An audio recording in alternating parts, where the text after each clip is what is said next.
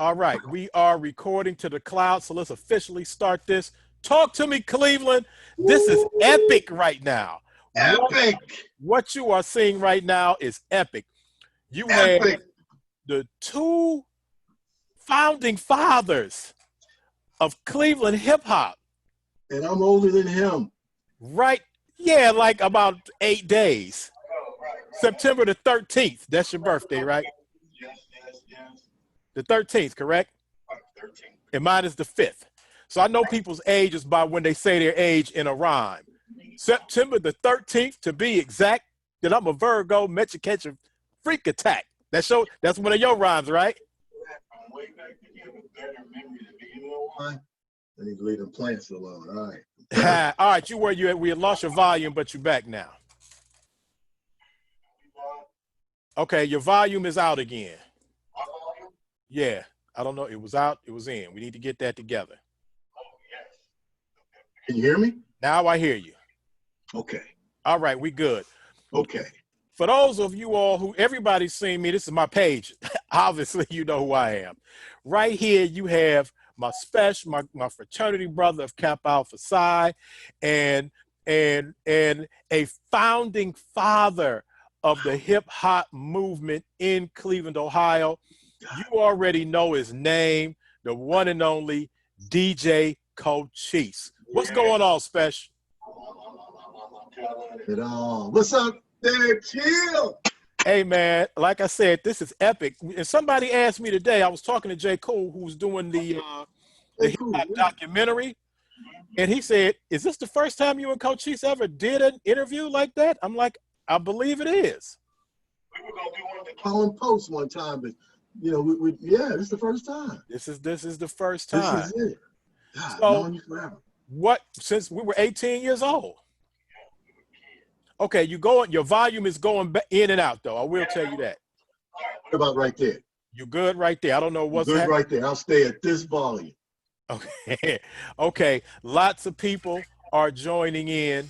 So what I want you to first, let's take care of this, Special. The reason we initially hooked up the other day, because your son has some music out in the tell me what's going on with your son. Okay, get your volume back. Volume? Yeah, something happened. Something happened. What's happening? Now it's back. I don't know if you're moving. It's a short, or I don't know what's happening. I'm not moving. Okay, you good right now? Right now, let me do that. Uh-oh. All right, how's that? You good? Okay, I'm good. I just unplugged the power. Maybe that was something. But yeah, my son CJ, so that's short for Cochise Jr., so he goes by C Drip. So he's been coming up, C Drip. He has been, just doing his thing, hearing me, his brother Marquis, and he was, Dad, I want to try to rap. I'm like, okay, he's doing his thing. I got him in college doing that. And they started sending me tracks like a year ago, and I'm listening to him. Need a little work because I didn't get him any equipment, so I didn't want to support him. Then I got him some equipment. He started sending me tracks, and I'm like, dude, you sound pretty good. So then he was like, hey, Dad, this and that. And I'm like, all right, here's some more money. So he wouldn't cut a video. That's what everybody's seeing. So he sent that to me. I'm like, you got something here, but I can't decide. Throw it out to the public, and people are taking on to it. It's called Bet It. Nice little track, yeah. So did you do, when he said that he wanted to go ahead and start making records and saying rhymes and doing music, right? What did you encourage it? Did you say, I don't know, do some other stuff? What did you do? Well, of course, me as a father, Okay, all right, go ahead. Your volume again. Down again? Now you good. I'm good. All right. So, me as a father, I'm like stay in college. He wants to do the rap thing. So basically, long story short, it's tough because, remember, you and I were all in. I mean, right. There was no way around it. We still went to college. You figure, a lot of people don't know this. So you figure I would have 7, 8 o'clock classes doing 13 to 16 hours in the semester. So college people know what I'm talking about. So I would go to class from 8 to 3 and 4. You're talking 4 and 5 days a week. Mm-hmm. Then I would drive to Cleveland, come back 3, 4 in the morning, do that all over again. For 4 years I did that. So I had a double life. So I know what it takes. And, I'm like, son, he was like, Dad, I want to stop school and do that. We're not doing that, right? Right. So I said, I have to make a deal. I'll keep financing, you stay in school. He was like, okay. I said, it can be done because we did it. So you can party and do all that stuff and still make it to class. You might have one eye open, a half eye open, but hey, you'll be there, right? It could be you remember, Chill, we were doing it. Make good grades. So you didn't so you went ahead and you let him start doing it. You told him that he was good to go. Yeah. And so did you help out? Did you give him any technical advice from the master, from the OG?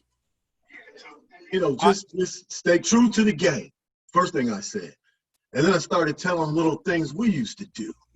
Look at the top 10 rap records. Your record has got to be in the ballpark. DJs have got to play it. You got to make it for the club. So I'm giving them the DJ tips, working with Nerve DJ, Centipede, Kermit talking and referring to others. So, it was a thing of we got to do the video. You got to be professional at all times, because, me coming up, I never claimed to be the best, scratcher. And then everybody knew that. But, one thing that I knew how to do was business, right? Be a good businessman. So Dad's going to help you with the executive producer part and that stuff that's not fun. You record and stay on your game. So that's about where we are. It's early stages. He hasn't even done shows, but he has good tracks. Okay, where can they see the tracks? Well, they can see them linked to all of what we have on here about this, but where else can they find the tracks at? Well, we're going to keep that down for now. He's got a sound click page and all of that, but I want everybody to concentrate on that because he's got early recordings, and now all these are better. So we're talking like, maybe we should take some of those off because y'all public can be cruel. So if you recorded something, on some old bootleg stuff, and then you got this type stuff, you all might look at the bootleg stuff, right? So, I just want him to be successful, man. So does he seem to listen to you? Some kids don't listen to their pops. Took him 2-3 years to listen to me because he used to say he was interested in the music business. So, we really connected the last couple months. Okay. I'm not trying to change it. I want him to take some of the stuff out of lyrics, sure. But, I remember my parents got on me. They thought I was a wild man, and I wasn't even using profanity yet. But, nowadays, it's all in concept, the way he does it. I don't censor him. I'm here to support him. Because, when you have kids, you want them to lean on you, be able to come to you. Because when you start cutting them off, hey, do this, take that out. I want you to do this. He might not communicate with me. But now he's sending me his songs. I'm included in his life a lot more. And I'm liking he does this music stuff. We've got that in common. Okay. Yeah. Now, I do want to, and again, I'm just making sure that everybody is seeing us because we do. Let me make sure. Let me see what's going on here. Okay, there we go. We can see ourselves. Okay, let me turn down. I'm just talking right into this white light right there. Technology. Okay. That's right. I was telling my kid about how we had pagers. Man, he laughed at that. I showed him an old pager. I'm like, all it did was buzz. All it does is buzz. And he's 20, so long story there. But I said we did communicate. We had beeper talk. You remember beeper talk? Oh, let me tell you something. I got so live. I had a Sky pager. Oh man! See, I couldn't afford that. You were Emcee Chill. I couldn't afford it. Hey, but one thing I do want to. First of all, I can't let you get away with this because you just said that you weren't one of the best DJs. Okay, come on, Smash. Don't even do that. Right. Let me tell you something. And I'm gonna get to the beginning because you can't have us together and we don't get to the beginning. Years, I'm keeping it real. But go ahead. Yeah, but you revolutionized Cleveland hip hop as a DJ, as just a hip hop artist, as a celebrity. As a businessman, you revolutionized what hip hop could be on a local level. People couldn't see Grandmaster Flash, or they couldn't see. We knew they existed, right, but they knew you. So I want to just let everybody know. Let me make sure I get this in the proper perspective. And I said this, and you know that J. Cool's watching, so we know that they're doing a hip hop documentary. Absolutely. J. Cool. We have to be cognitive of that. Yep. And I said this in the documentary, and I've actually said it in quite a few interviews. All right. And I'm talking to the audience right now. DJ Cochise was Cleveland's first hip hop celebrity. He was the first known hip hop DJ in Cleveland, but he was much more than a DJ, because he was a DJ who could rap. So he got off the tables every once in a while and grabbed the mic and start saying rhymes. He was the first celebrity that Cleveland had, that everyone knew. And I'll say this again: the day that you won, the club style showdown. You were with me. I was there. The day that you won the club style showdown, I recognize and readily let everyone know that was the day that hip hop started in Cleveland as a community. You may have had little pockets of people kind of doing stuff here and there, but nobody knew hip hop as a citywide community until the day that you won that club style showdown. So I was there. Like my man I say, I know I was there. That was there. So I get your mic back together, Special. All right, you were there. You were there. You can hear me now? I hear you now. Okay, you were there. So first of all, before we even get to the club style showdown, okay, we met because we old dudes now. We grown ass men. you 8 days older than I am. But no, technically, no, I'm 8 days older than you. I'm the 13th, you're the 4th. The 5th. Right? 5th. Right. That's right. You're an old man. Okay, all right. I'm 8 days older than you. Okay, but we met when we were 18 years old. We were kids. 18.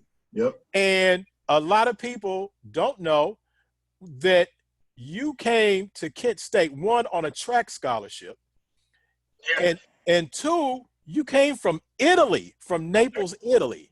Yeah, my dad was in the military, great service guy, retired military. So, I was born in Cleveland in 19. So, you're older than me. So anyway, born in Cleveland. So, and anybody out there knows about the military life, at least back then, you moved every 4 years. So Ernest H. Collier III plopped out. I was named after my father, and then he was his father is senior, so we kept that name thing going. So 6 months, within 6 months, and I was in Cleveland, and I moved to El Paso, Texas. So that's where my life started as an Army brat. So every 4 years we moved. So long story short, after that, in 19, we moved to Naples, Italy, and that's where I graduated from high school. Right there. Okay. How was it growing up in Naples? Plus, you were a star. You were a track star. I believe you played football. You were multiple lettermen. Yeah. Tell us about that. And this was before the rapping, and just like other athletes out there. And my thing was, when you grow up in the military, like I did, right, as an Army brat, one thing we all have in common. You got to remember, that was life before Facebook. So over the years, you would graduate from different places in the world. You'd never see anybody again, right? Right. So, right. So that was our thing there. So when we left, when I was in Naples, we're all tight. So, you figure back then I could speak fluent Italian. Remember when I first started rapping, I was speaking Italian, right? I've been told I did not believe something Maya I used to roll the tongue, all that. Yeah, you couldn't even tell. You close your eyes, you'd be like, is it black Italian or what? So anyway, growing up overseas, everybody gets to know everyone. Being in Naples, I was very fortunate because, when you travel as an athlete, you travel to Aviano, Sigonella, different cities, Livorno, places where people go to vacation, Rome, England. So we're taking on all the other military schools. So this is I ran a 400 meters. That's how I got to Kent State, ran 200 meters. So, I thought I was fast until we ran against Germany. True story. 1984 Olympics, Alonzo Babers won. So I got to run against him in high school. So I figured I wasn't that fast, right? Right. Right, because I'm blowing everybody out in Southern Europe. But when we got to Northern Europe, that's where Germany, those are bigger schools, Kaiserslautern, that's where he lived. Then I got to see it. So I got to Kent. I was pretty good. And that's when we linked up, with those guys. Learned a lot from Jerry Thorpe. So you know him. That's how okay, so that was my roommate. Yeah. So he was your roommate, right? So you get to college, and you're there on a track scholarship. On a track scholarship. And you start meeting your track guys. Yeah, the track guys, and that's when Jerry and I were tight. So we used to go. Jerry Thorpe. My other roommate ran track. Tolliver, brother, last name Tolliver. Willie Tolliver. Yeah, but he didn't play. He didn't get. He had some issues. And I know you hold in high regards that brother Enoch Brown from Brooklyn. Run it down. So so involved in track and talking with Jerry Thorpe, we became close, and we're looking at all the fraternities. All of them are there at Kent State. So we looked at each other and saw the brothers that were there. So we were all, I'm like, man, we're Kappas. That's our, people like and us. I want to tell everybody that's watching, and they saw it on the promo, that both you and I are members of Kappa Alpha Psi, Gamma Tau chapter.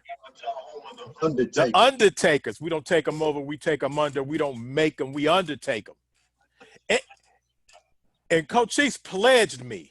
He pledged me. Okay, your volume is out again, Special. Yes, I did pledge you. Okay, yeah, yep. Cochise did.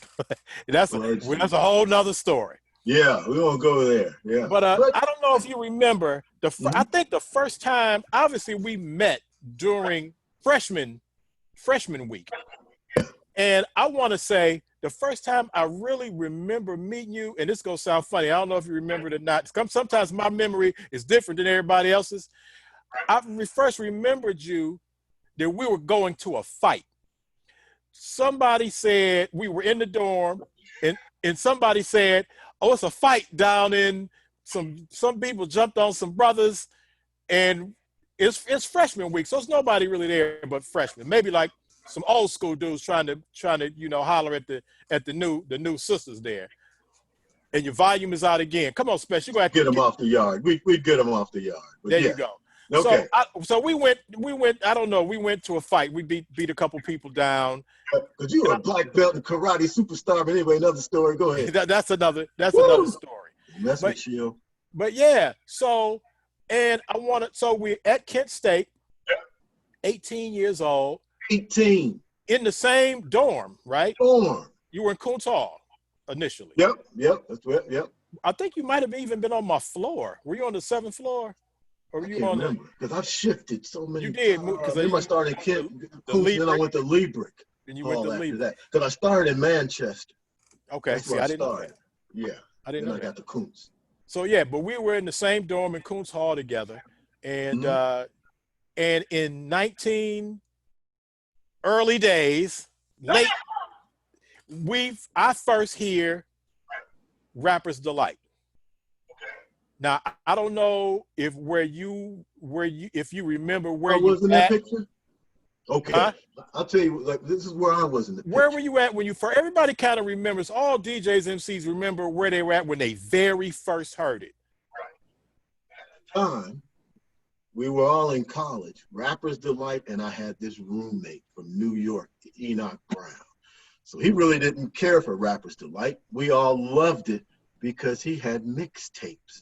So you got to remember, I came from Italy, so the only people I were tight with was Jerry. That's when I met Billy Fields and Clayton Boyd, so we were all tight. All good members of Kappa. All Kappas, right. We were all together, at the time. So we were basically 4 or 5 running around with each other.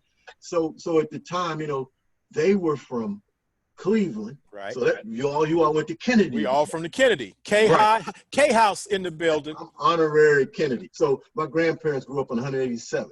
So, you know, Jerry. I know your uncle. Chubb. They called him Chubb. Yeah. Your uncle got Jerry, the Harvard credentials.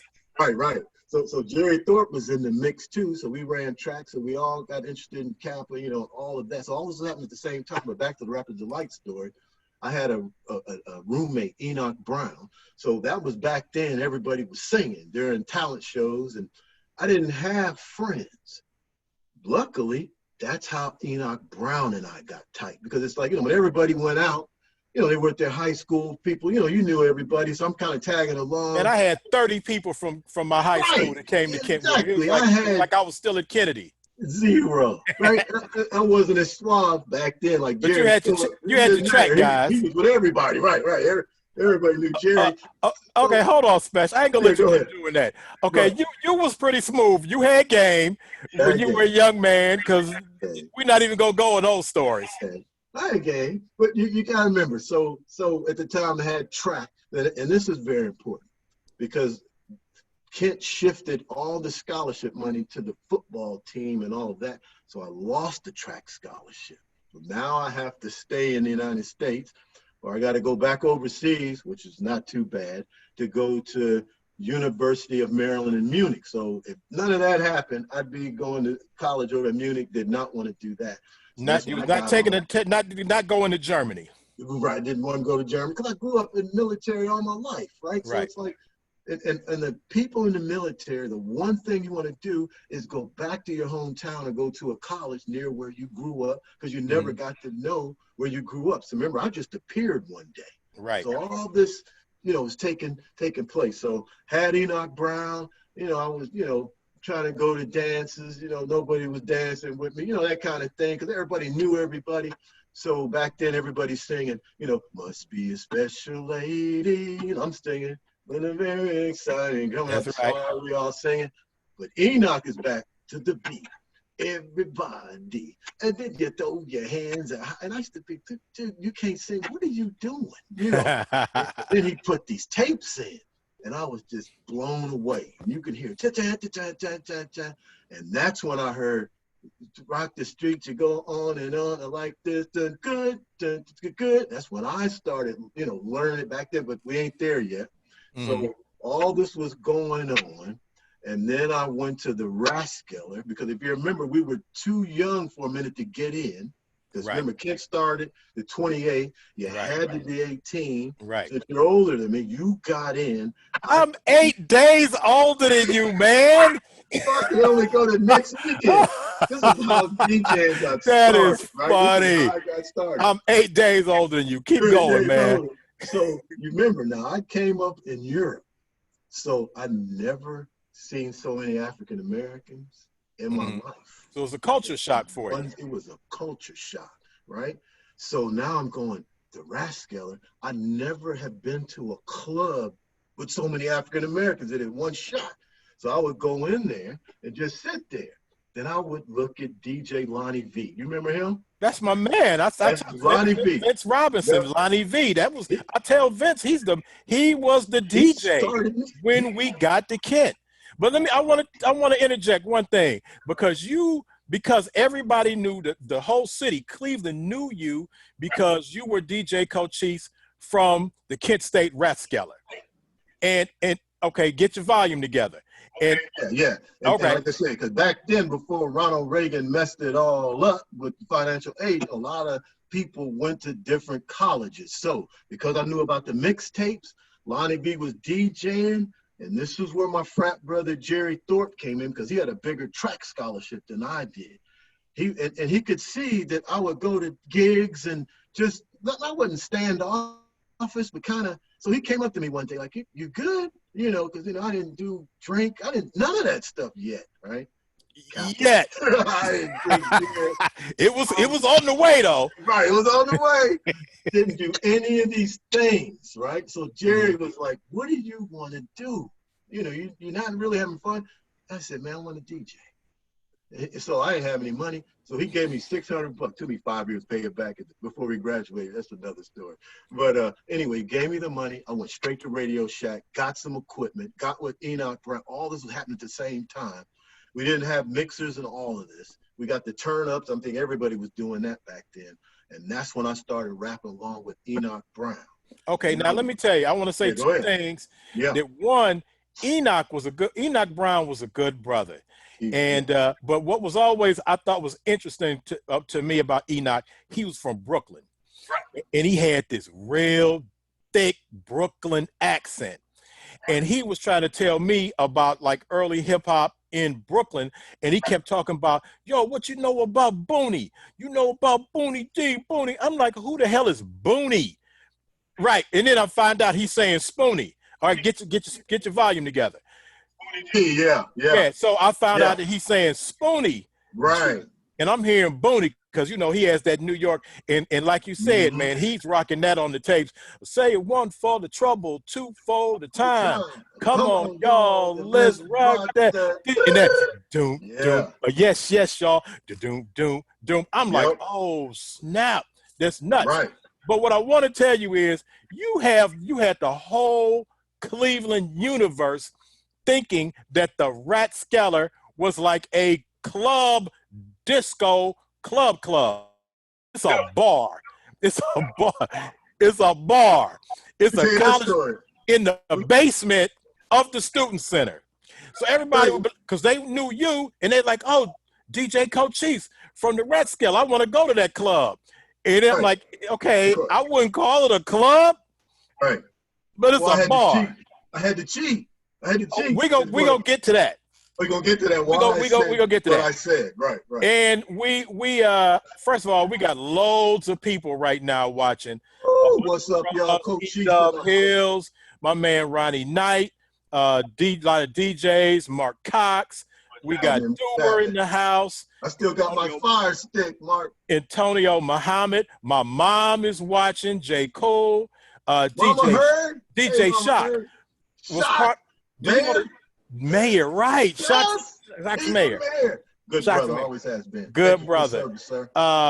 We got Ramona Chapman, Charles Kent, Andre Font Priest, okay. All right. Anyway, we got Cheryl Clark in the building, one of our Kappa kittens. And oh, by the way, Andre, that's my BFF, and if anybody knows, she can sing her face off. So Andre could always sing and can still sing. That's my BFF. A letter jacket. Kevin, yes, right. She used to be rocking your Letterman's jacket. I can't find it today. I was looking for it. We got bruh Paul Snipes, Gamma Tall, James Wilson, Vicky Lucas, Dansby, Londale, Gamma Tall, what's up? Akila the Underground Queen. We got Felicia McDonald, who's another one of our Kappa sweethearts. Yep. Wendell Fields is in the building. Baseball, man. Good thing watching out for those kids. Mike Washington, Iron Mike, the idiosyncratic rock ranger. Scratch Master L, the menace, is in the building. I had nothing to do with DJing because that's another story. I was like, oh, not the best. We got Zoom talking about another DJ who Channel 8 Zoom. That's right. Alpha, Richard Zoom Scott. Alpha Zoom. That's right. What's up there, Richard Scott? And Zoom was another DJ who we followed and listened to and went to his parties at Kent State. Kent State. Zoom, people don't know, Zoom was the man. Zoom and Lonnie V, they owned it. They did all of it. Psychotic Nut and Bud McFarlane. So between those four, that's Crazy D, what's up to Crazy D? What's up to Butch? Another good bro from Gamma Tall, Jim Thomas. We got Elisa Harris from the legendary, one of the first female rap groups in Cleveland, the Hollywood Show Rocks. Yes. We got Vinland Beckles. Man, they turned up for you today, Special. Vinland Beckles is in the place. Carmella. Mellow Ice T. Cochise the change hats for Carmella. I saw Denver Howard. He was changing album covers. I said, well, I'm going to get on here and change hats. The first female rapper on radio, on record in Cleveland, Carmela, Ronnie Knight. So yeah, hey, oh, and my BFF Ladosha is in the building. Ladosha. Nails thing going. All right, so you Jerry bought you the equipment. The equipment. And well, he loaned you the money for the equipment. Loaned me the money, right. You had to be. Jerry made you pay him back. But you went to Radio Shack and you got your turntables, and you started DJing. And I remember you in your dorms. In my dorm. And I think you had named your turntables like Pearl 1 and 2 or something. Pearl 1 and 2. That's what we call them. I remember so we that. Were getting advanced, doing that kind of thing. So now I know all these New York records and can't find them, right? Can't find them. Not a record to find. Right. Back then they didn't have Google, right? We had yellow pages, or just get out there with you know what records you could find back that day? Especially you could find like 4 records. Right. You could find a Sugar Hill Gang record, a Grandmaster Flash and the Furious 5 record. You couldn't get a Spoonie G record, and you can get a Curtis Blow record. That's it. That was it. So we're going through Cleveland, but there was one guy that had the records. Talk about it. Town. Yes, Record Den. My man Matt would end up being there. Yeah, he was there. That was before Song. Yeah. That was before Song. So that's how we started getting records. Because I remember that one guy was the owner. He was I think the drummer for a group called 9 Inch Nails, if y'all know that group. I remember, white dude. I forgot it. They were big. He was a cool Scotty. dude. His name was Scott. That's right. His name was Scott. So went there, said everything I just told you all. So he was like, I have these records. They were in the back of the box because nobody knew what they were. So New York people are promoting them, and we didn't know what promotional records were. He had boxes of them. So that's when I went through, and he would sell them to me for like $5. I'm like, everybody likes these. He said, well, where do you DJ? I said, well, Kent State. So I would get these records, drive, do the whole circle, go back, and then mix and try to do it and practice in the dorm. Then I come out and practice. What was that little car you had? What was that? It was a. It was trash. That's what it was. No, what was it? Hey, it was a car. Everybody else didn't have a car. I can't remember, but we used to all pile in there. Man, we piled in that car, bro. Vans. We pile everything in the back seat, front seat, all that kind of thing. So, but yeah, so all of that got going, and then I would practice, and I was at Kappa. Kappa's let me DJ, and then that's when everybody would boo me and sit down like, what are you doing? We're dancing for 30 minutes, Cochise. Like, what the hell? Well, see, and let me tell people, because see, that's, they have a saying, how you know who the pioneers are? They're the ones with the arrows in their backs, right? Right. Because we the first ones trying it. Because you had become a hip-hop DJ when no one else was an actual hip-hop DJ. Everybody hated me. So not only mixing records together. I was mixing records, blending, because see, you figure, I give myself credit. I single-handedly screwed up the game how to meet women by myself. Because see, back in the day, people would play a record, and records were only like 2-3 minutes, and then the DJ would take it off. So you would switch partners. You might dance with 20 girls in one night. Cochise came and screwed all that up, right? Hey, so, everybody know the kids when Cochise spinning, get the girl you really want to holler at. Yeah, I messed. You're gonna be on the dance floor with her for a long time. People were dogging me, so they weren't used to that. Just Be Good to Me go last for like a half an hour. Minutes. That was my jam with Rapper Dapper and all that stuff. So anyway, people leave the party, and I'm jamming, so I'm in there by myself sometimes. But then it started catching on, so then the light bulb came on. I said, let me make these mixtapes, and I started giving them out. And you made a good point, Chill. That's how I got popular, because when all the kids came to college, I'm giving out hundreds of mixtapes for free. They go back to their cities and states. People would dub them. And who is this guy named Cochise? That's how I started blowing up. In the college scene, nobody in Cleveland knew who I was unless you went from Kent back to Cleveland. Right. So and this is still all before that that fateful day that probably changed all of our lives. Way before that day. Before the 108 Club Style Showdown. Yes, I must have been booed 50 times. I want to give a shout out to my man D. Loran, Judy Jones. What's happening? Everybody's in the building. So again, I want to remind everybody that we're doing Chill Talk, and because of the quarantine, we're not at the radio station. We can't run commercials. So please, if you want to donate to Chill Talk, it benefits the brand, the people who help me out, my super producer Felicia Haney, the person who gets my ads for me, Rhonda Crowder. So if you want to donate, you see it in the box. You can drop some money in the tip jar to Cash App, money to Chill, $. You know how Cash App works. $, money to Chill is in the thing. So I'll jump in there and say that. Then you can donate us again. We'll give you all my home address. Put $20 in an envelope, and you can send it to Cochise. Hey, I don't know if they're gonna do that because they just saw you purchase that big, stupid, crazy-looking car. You saw the car? Yeah. Oh, that was nice. You saw the car. That's nice. On the car, I'm gonna change hats. Let me one more time. Pay the bills. You can drop in any donation. You can throw in a 5, a 10, a dub, a 50. I don't know who's on the 50. The big blue face. If you're really generous, that big blue face Benjamin Franklin. We'll take it all. But you see it you see the Cash App in there. What's going on to Michael Lilly, my man Charles Pennington, Chino, and Anthony Weaver is in the building. Tony Weaver from Epsilon Lambda. We got more Kappas.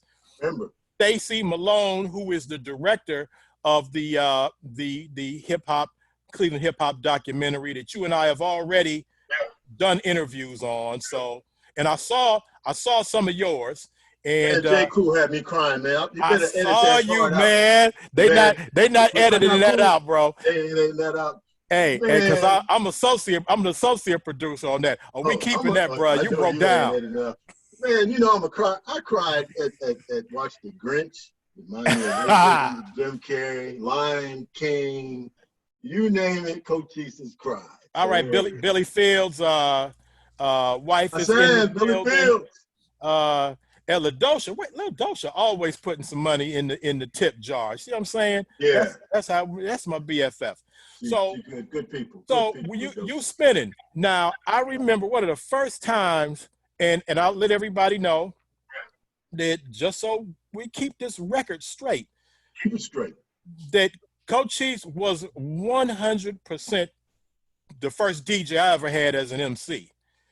Well, he was the hip hop DJ on campus.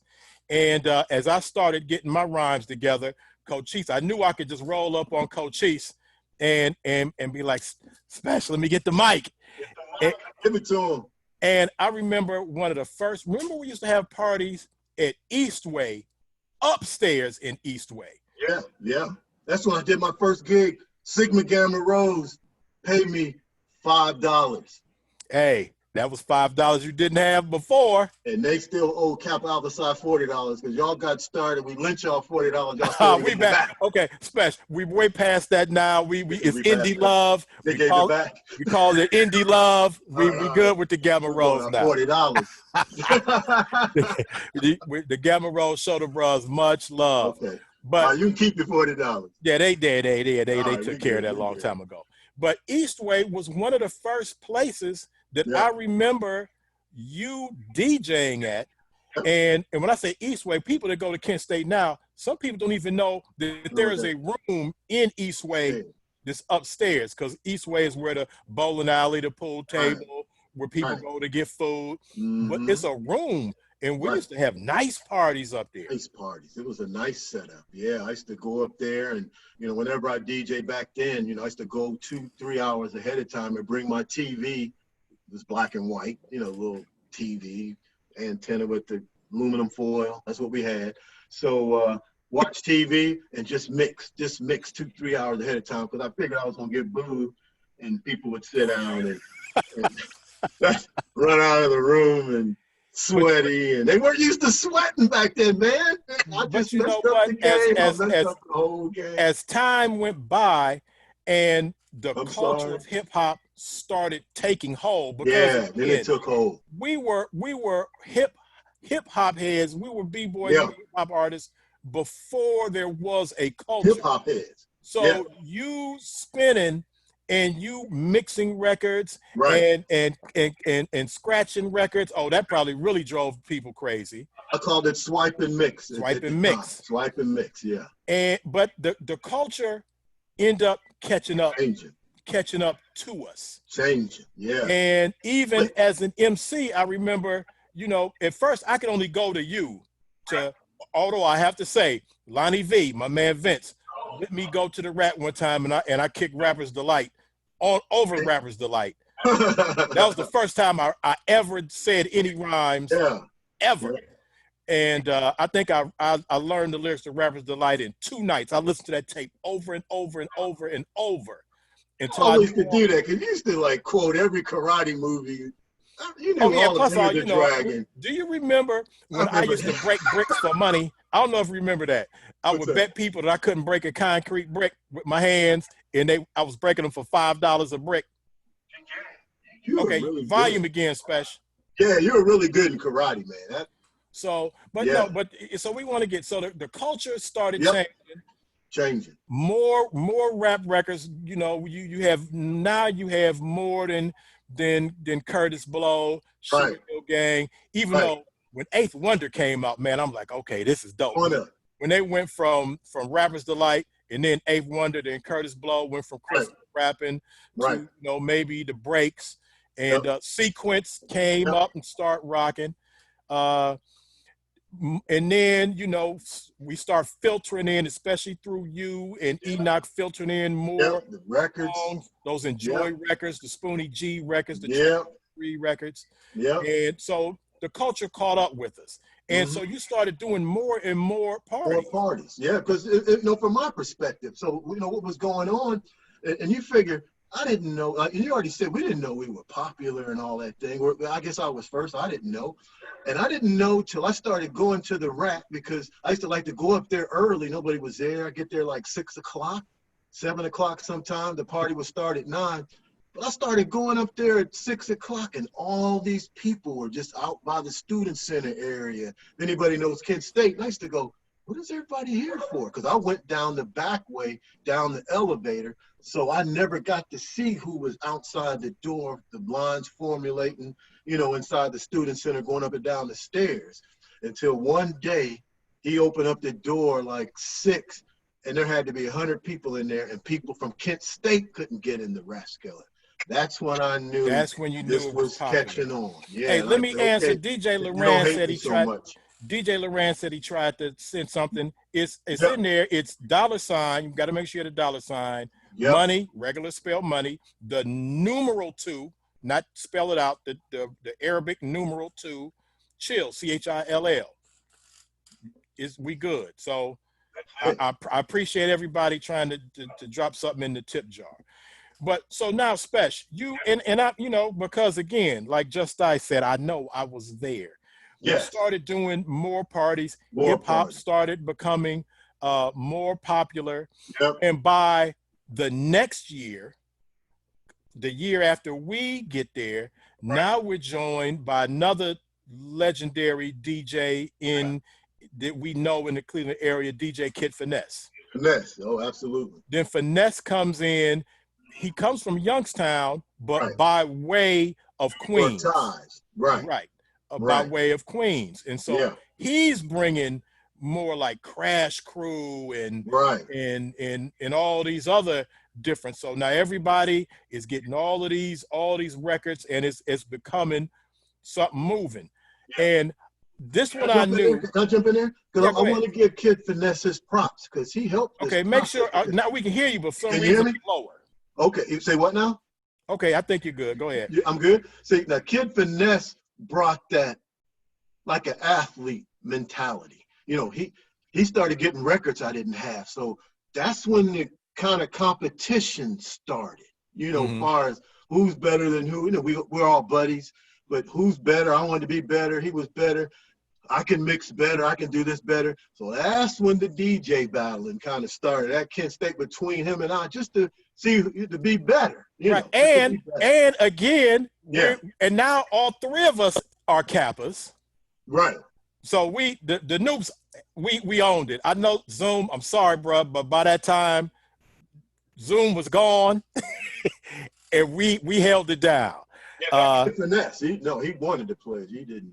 Yeah, but then he pledged later. But yeah, I'm saying, but by the time you talking about me, you, and Finesse, all Kappas at Kent State, so we did the doggone thing. Yep. But one of my favorite, we rocked the ballroom. You was doing parties in the ballroom, the Kent State students in the ballroom, and one of my favorite places to rock. One of my favorite places to say rhymes, and one of my favorite places to see y'all DJ was a combined room called 204, 206. That's where the parties really got going. It was dark. That's what I liked. So you figure from the mixing, I looked at Bud McFarlane, the OG. Bud McFarlane. So he was mixing. So I was hearing that part. I had Enoch Brown with the New York flavor. Something was missing for me. We had Lonnie V. Lonnie V could connect with people. Just connect with people. He was real good with that. He had a personality. He was a personality DJ. This great guy, man. You know, so I used to watch him. He didn't know I was stalking him. I used to stalk him like, God, everybody loves this guy. But for Cochise, it was like something was missing, right? What can get me going? Then that's when I went to the host house and saw the Psychotic Nut. My brother Terry King Bay, the Psychotic Nut. That's when I started talking stuff. And then I heard George Clinton, microbiologically speaking, when I start churning, burning, and turning, it'll make your atoms move so fast, expanding your molecules, causing a friction fire, burning you on your neutron, causing you to say, hit me in the protons. Baby. I ain't said that in 30 years. Well, we said it today. Wow, 40 years. Man. But anyway, then Psychotic Nut got me talking smack. So that's when I was like, okay, I got to get on this mic more. And I didn't have a rap group, but that's where Chill and them came in, the Bomb Squad. We were okay. We gonna get to that too. Oh, I'm jumping the gun. Yeah. So all this was going down, and nobody still didn't know who Cochise was. But I will say in Kent State. At Kent State. You did all the Kappa parties. All the Kappa parties. Then you started doing the Gamma Rho parties. I think they might have paid you more than $5 after the first time. 15 for the second jam. I remember. And then I remember we fell out. Love them girls, though. They were like, well, people came because of us. I was like, I think maybe the DJ has something to do with it. So I helped that movement, too. Like, well, it wasn't because of them. I got tired of DJing. Everybody's coming because of me, and I'm getting $100. So I was like, you know, heck with that. That's when I started giving my own gigs, like 19 and a half. So all this stuff, y'all, was happening. So I just want to let everybody know that you were spinning at Kent State. We were obviously at the Rathskeller, the Student Center Ballroom. Yeah. The legendary 204, 206. Yeah. I think it's an office now. They got computers and stuff in 204. You forgot one though. Where do we go to after 204, 206? Oh my God, the Institute.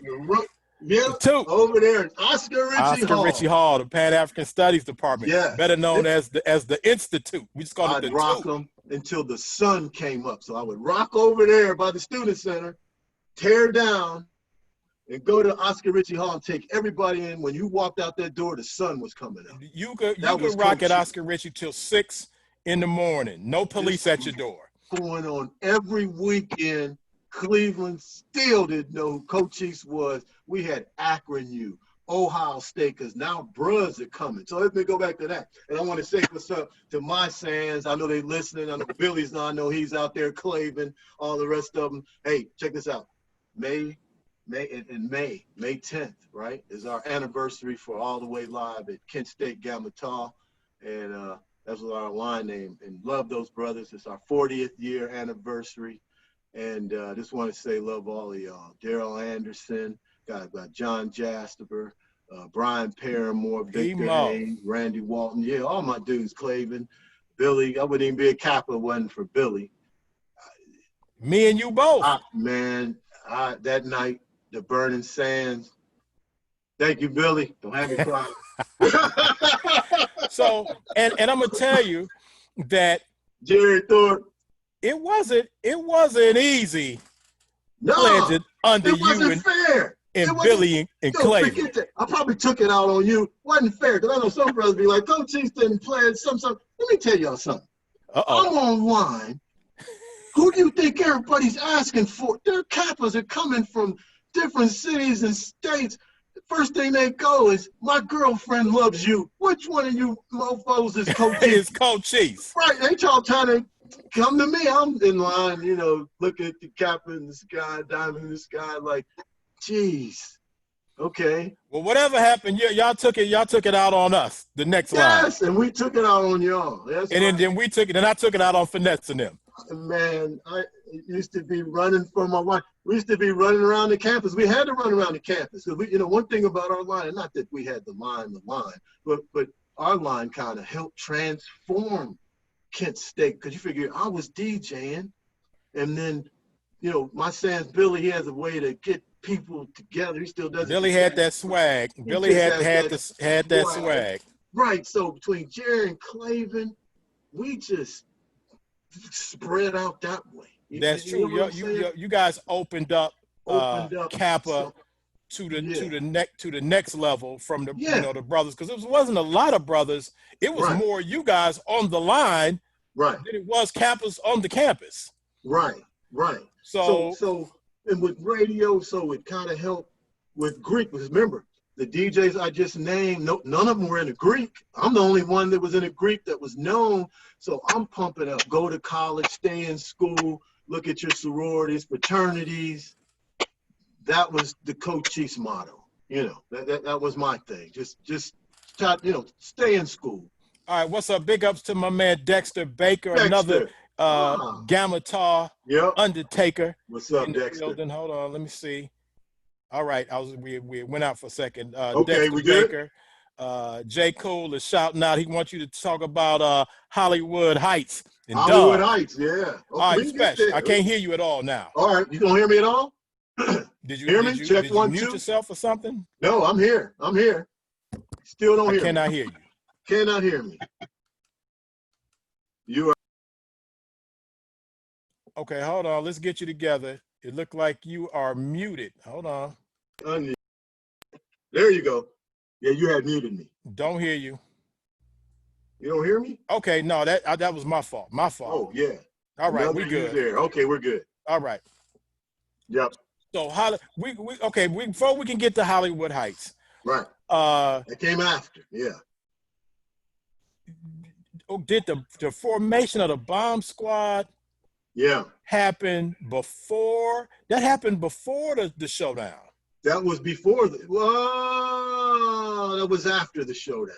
Right after. Remember, that was before the showdown. It was before the showdown. Because I want to say Barrett. It had to be before the showdown. Because before the showdown. Because at the showdown, we came with you as a group the next show. So I needed help, and you all were. I remember, and I don't know if you remember what was the impetus for us to start the Bomb Squad. And there's a lot of people on here shouting out Bomb Squad. That's some old school people out here on this thing. What's going on? My man Mike K, Talise Campbell, Paul Mosley is on here. He said, "What's up, Paul? What's happening?" Paul Mosley is up on this piece. Mm-hmm.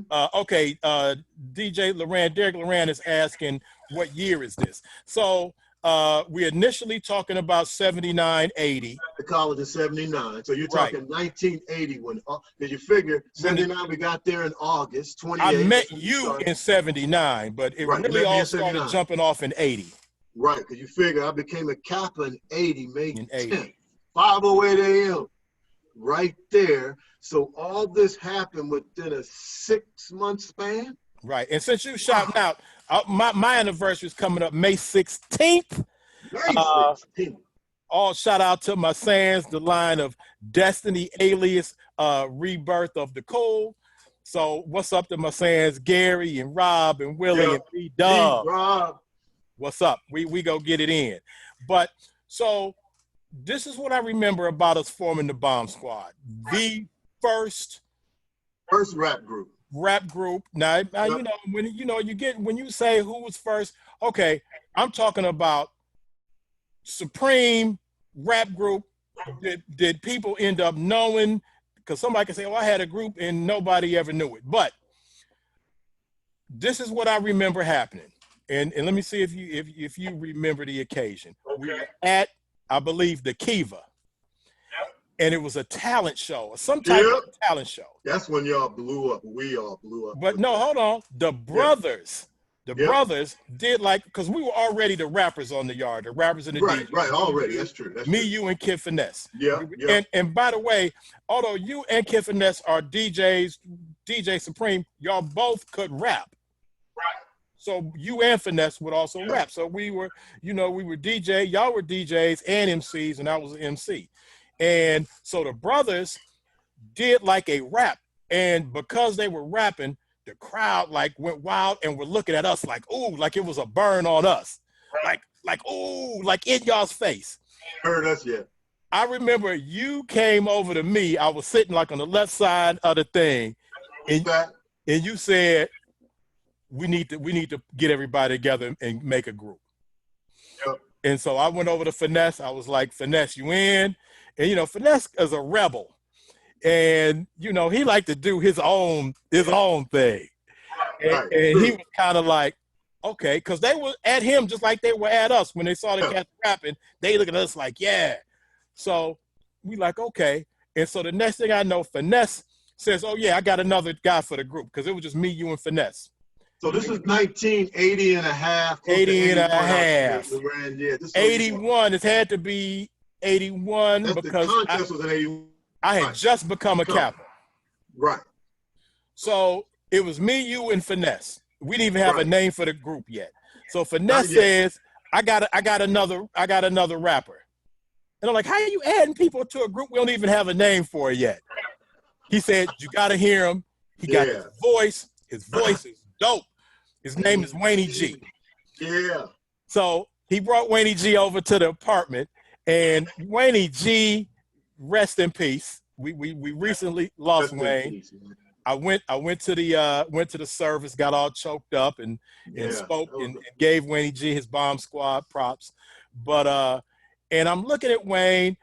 He got on a pink bow tie, like a cool Izod sweater, some little shiny dress slacks. I'm like, is this dude a rapper or he like some type of model, want to be a model?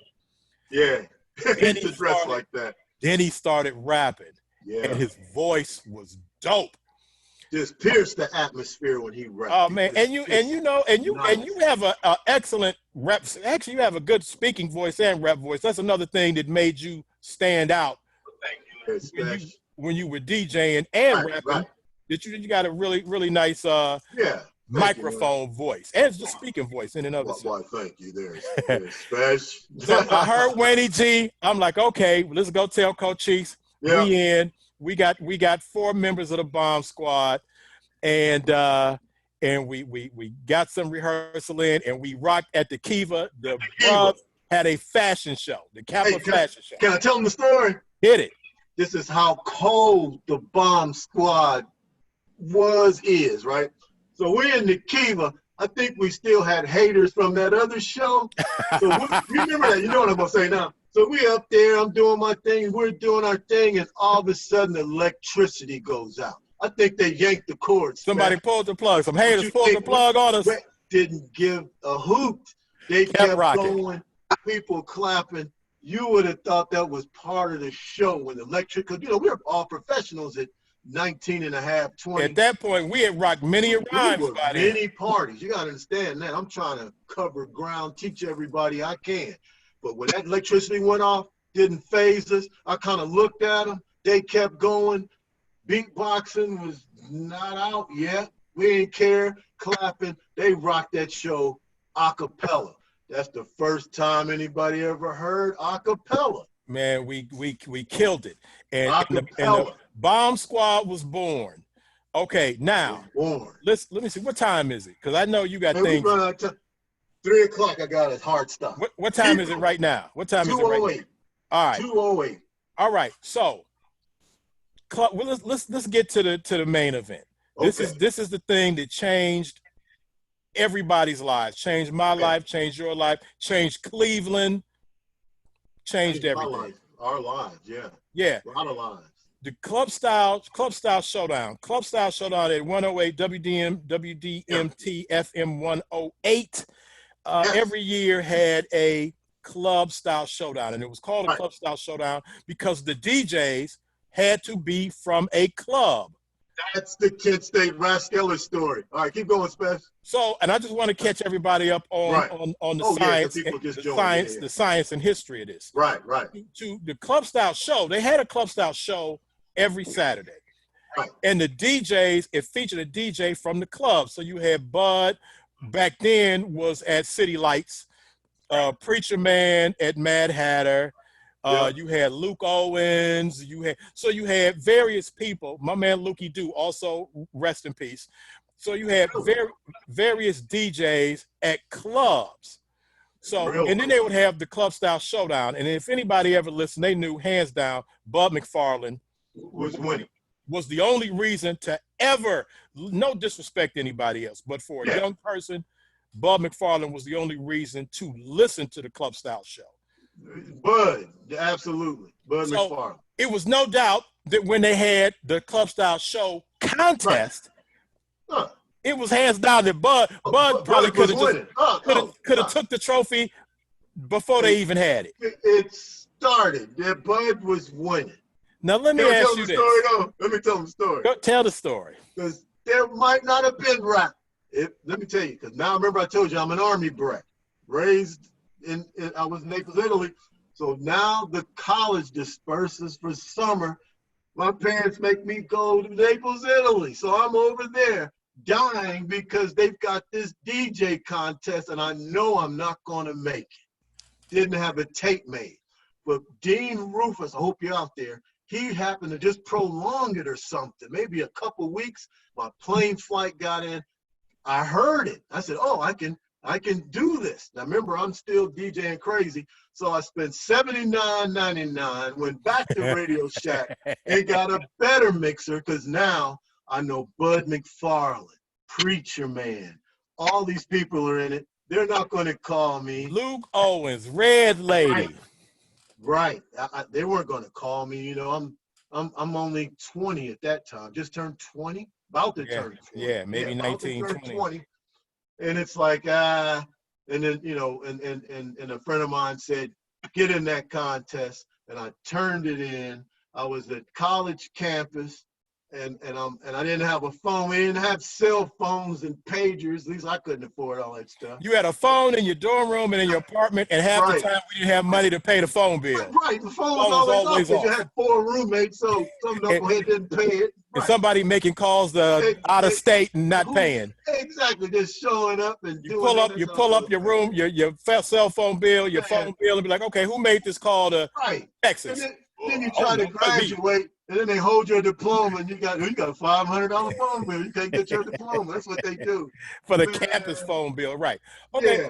So where were you at when you found out that you had made it? Because I don't think nobody know that story. Yeah. Well, where was something that never happened. No hip hop DJs in the contest. Well, I was over my lady friend's house. That was Simone Coco. Okay, Coco. That was the phone number. Right. She went to Kennedy. Friends with everybody. That's right. Dean called. She answered the phone. Of course, I wouldn't answer the phone. And so she just turned around and looked at me. And then she put the thing over the mouthpiece, because back then we had rotary phones, right? Very few people had.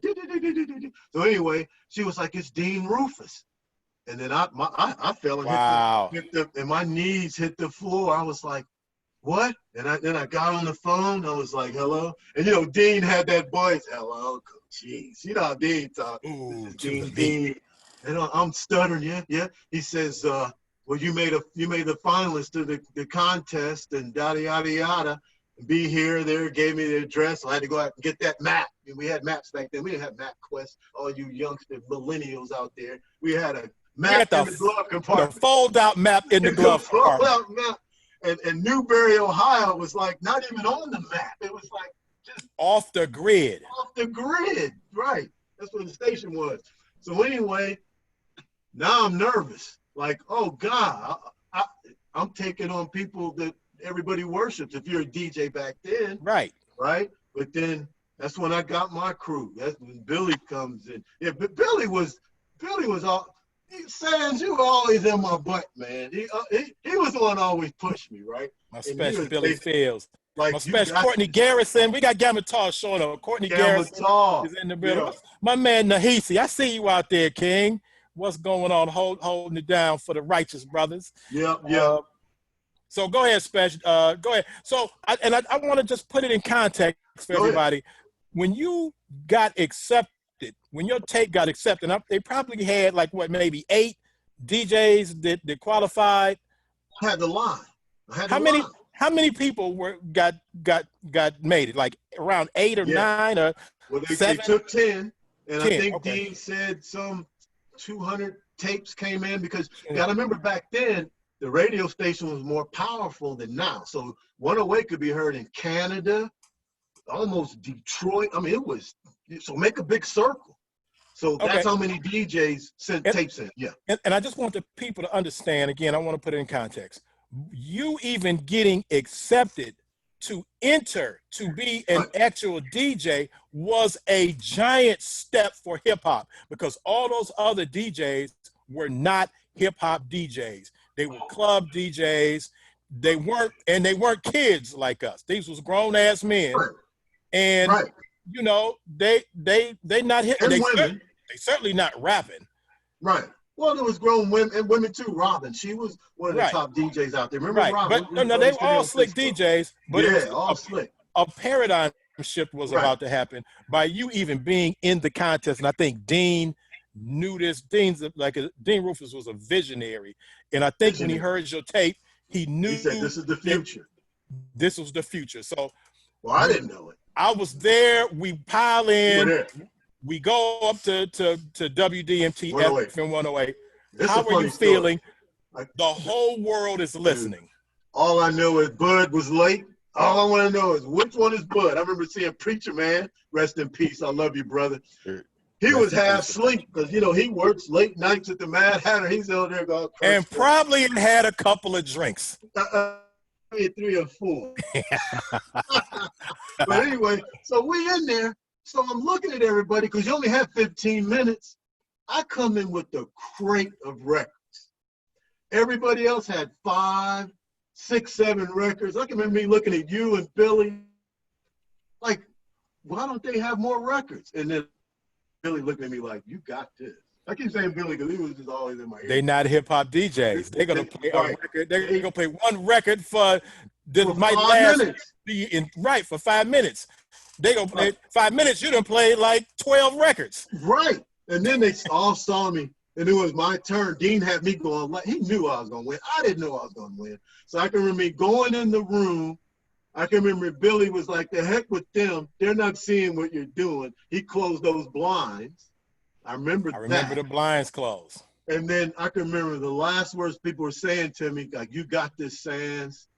And I can remember me mentioning, "God, but I want to rap." And I got the nod, like, well, go and just be you, do what you do. And like, there it is.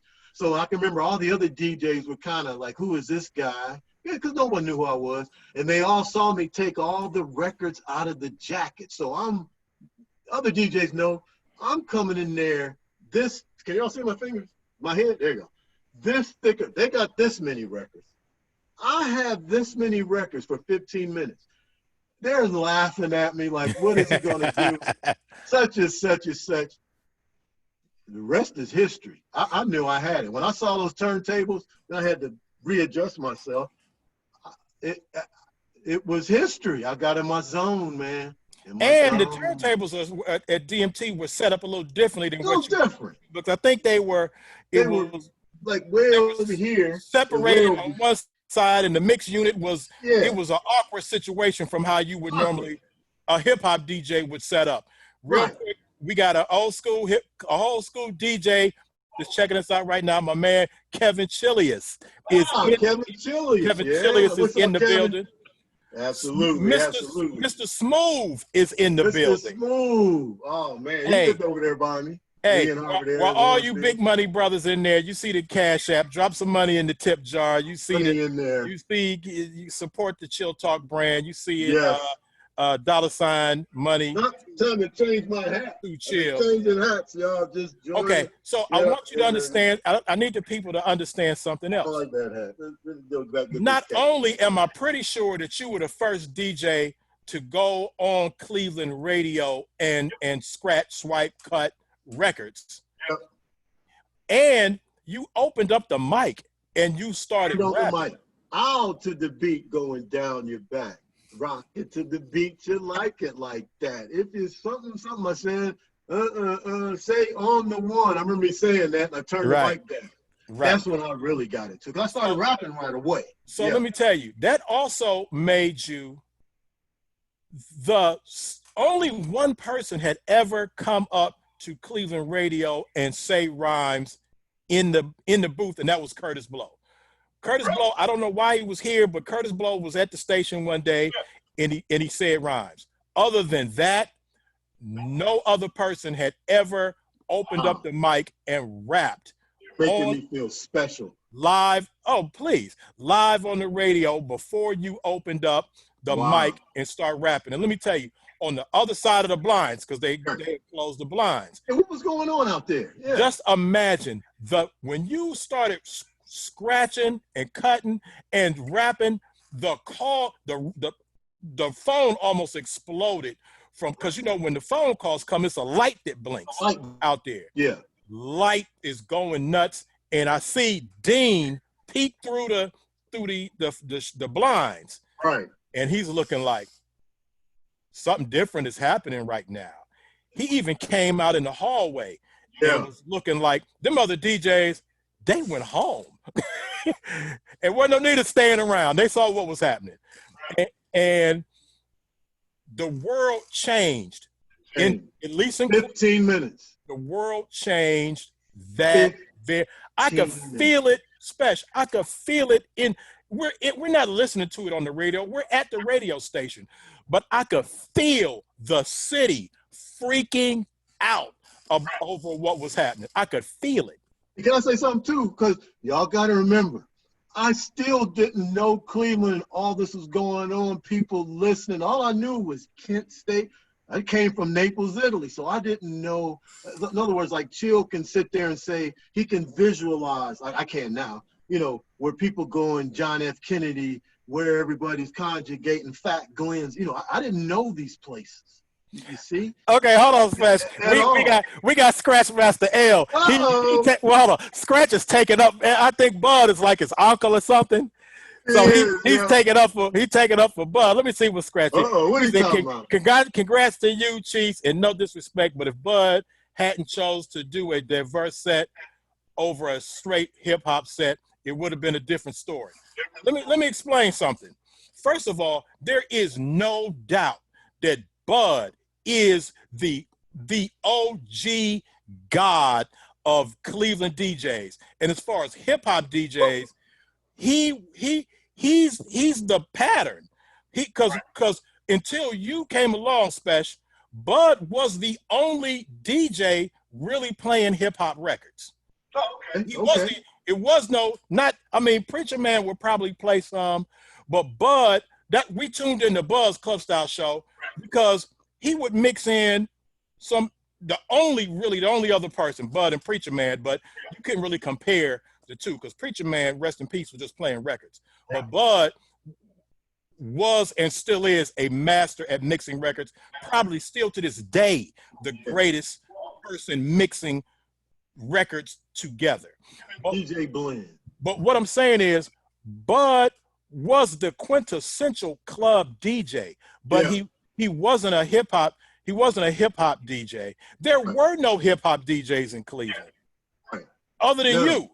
I mean, not that anybody knew. I mean, Johnny O was coming up, like DJ Can, and you was bringing up cats like Antoine T, but they weren't like hip hop.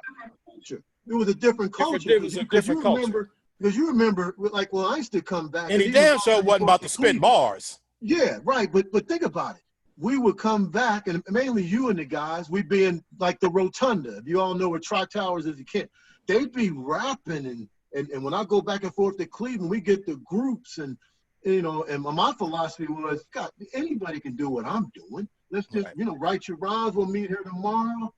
And everybody started rapping and see they could do it. We was living that hip hop life, hip hop culture in that culture when it wasn't there was no hip hop culture. Right. No, not as a culture, not in Cleveland, and not a unified culture for sure. Not a unified culture. But we were on the cusp of what was going to be a bigger thing. So I gotta tell them though, when I lied, I know they waiting. I got a text. The reason why I could get in the contest, because Dean Rufus made a stipulation so everybody and their mother and brother didn't send in tapes. He said you have to have a club. I did not have one. Especially, that's why it was called a club style show. You had to be a DJ club and have a club. So and that's another thing. The rap scholar.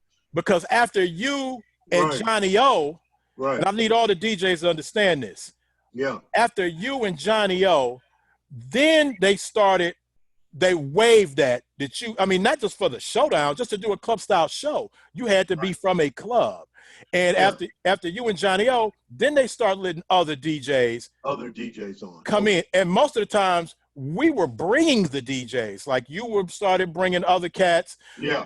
Finesse started doing shows. He started bringing like DJ Can and then Antoine T and the cats like that. So you opened the door for DJs that were real street jocks, not necessarily club DJs, to come in and start spinning on the radio, because before that, they weren't doing that. Like a union out there. It's like, because you got to remember, you know, Cochise became popular, but I wasn't even old enough to DJ in the 21 and over clubs. In the clubs, right. Right, and then they would tell me, okay, you can come here, but you can't play rap. You know, so I used to run into that.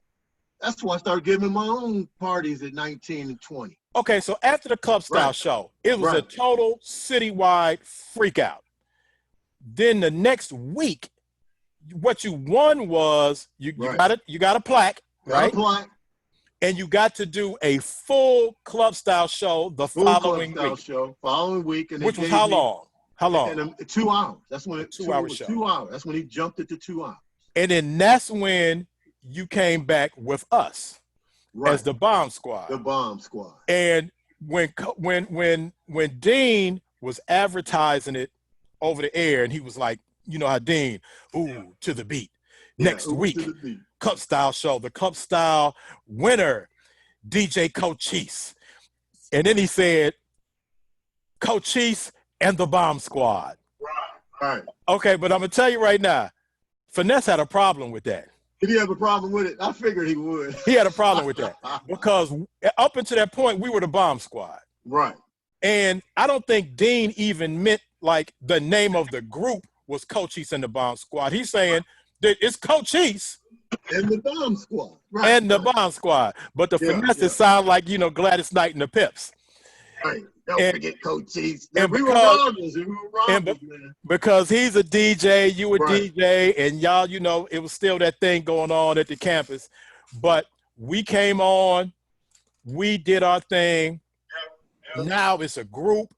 First rappers as a group to rap live on Cleveland radio. How to mic us. Man. First of all, there wasn't enough mics. Not enough mics. I remember that. Because it's four of us. It's me, you, Kid Finesse, Wayne G. Right. So we all in there, and we in the hallway. You in the actual DJ thing. We in the hallway. It's a mic.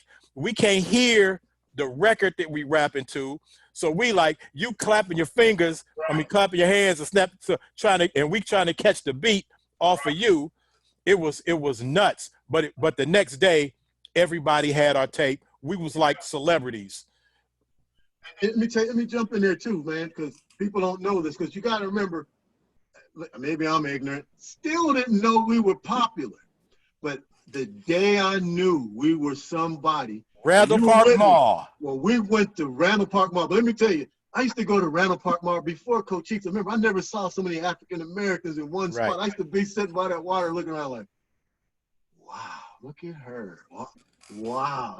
All I did. So anyway, we went to Randall Park Mall, and that's when I had the red sweater, like a pullover, whatever, and I put DJ Cochise on the back.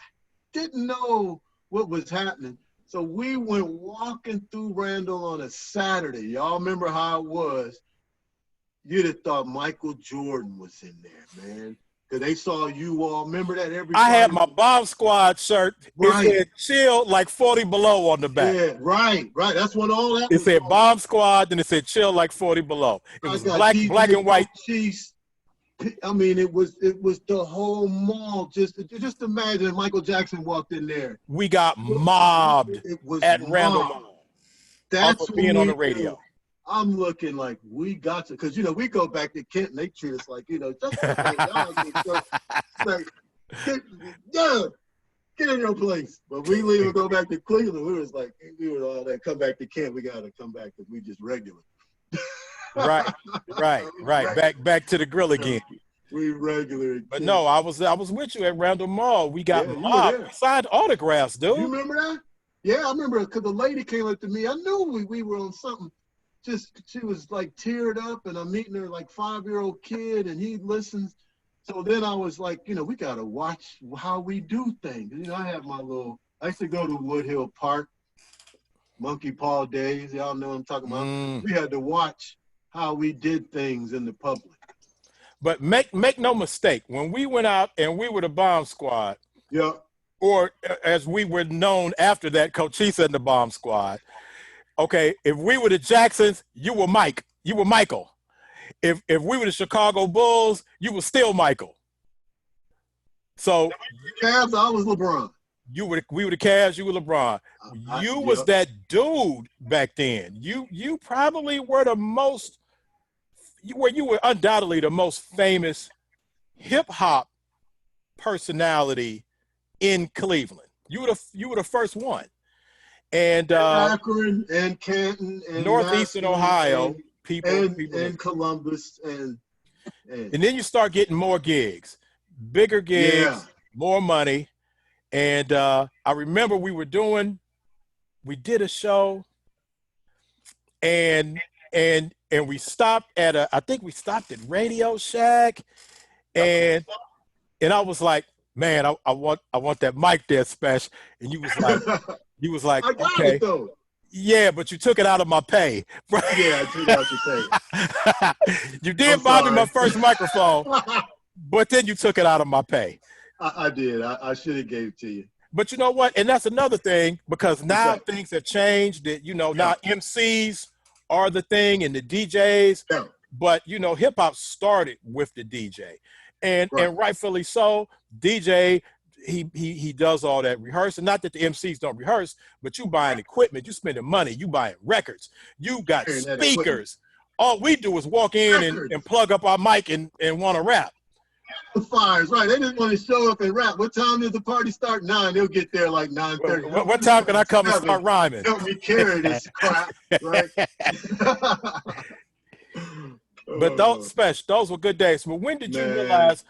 After that initial Randall Park Mall thing, when did you start realizing that this had become a much bigger thing? Yeah. Then the schools were contacting. I know you got your own path, how it went. Mine was, because remember, I had that ROTC scholarship. So see, I always knew when I graduated in '84, I'm going to the Army. So that's why y'all didn't hear me. And I didn't say I was leaving. But from '84 to like '86, there was no Cochise. That was the Johnny O era. So I was gone. Hey man, let me tell you something. Yeah. Johnny O, man, when you left, Johnny O came through the door waving a 44. He had a full out crew that was talented. And the Sorcerer crew, they had DJs, they had MCs, they had a beatboxer. Rest in peace, Earl Holliman. Yeah. Earl Holliman, world champion, human beatbox. Man, John. But let me tell you John something. came in killing the game. I love messing with Johnny O. He was my best pupil because I taught him how to DJ. He finally admitted it like 15, 20 years ago. I'm like, I used to come to your house, Johnny. He did. At first, he was saying that he was. No, because I used to stand behind him. So he was on the table because he had his tables on his port, not the deck. We didn't have decks on the balcony. Right. Right. And I'll go up there and I said, man, because you just weren't getting it, Johnny O. So I was like, all right, dude, this ain't working. So I said, just turn around. I'm going to come behind you. I said, let your arms go limp and let me do it. So can you picture that? I'm behind him. Yeah. Kind of helping him. And that's how I got it. And from then on, but he was his own businessman. Oh man, Johnny, guy, man. Yeah. And it's taking it to a whole nother level, just like you have.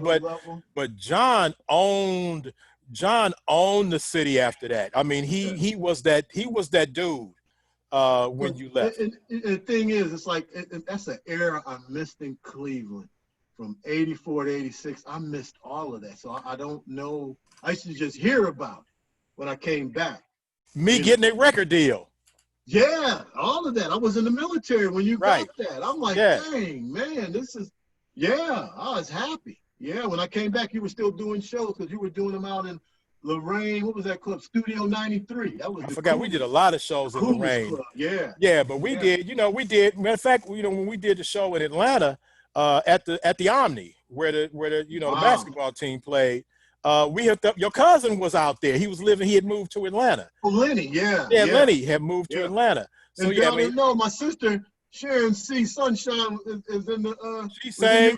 She sang. Your sister Sharon C. sang on all the songs and did a majority of the show. She probably. I know they were rolling when we went to a show, and Run was like, "Where's Sharon at?"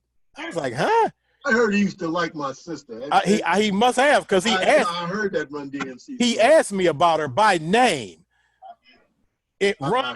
Run asked me, and it was. I want to say somebody from Grandmaster Flash. But anyway, we had done so many shows by then, and my sister.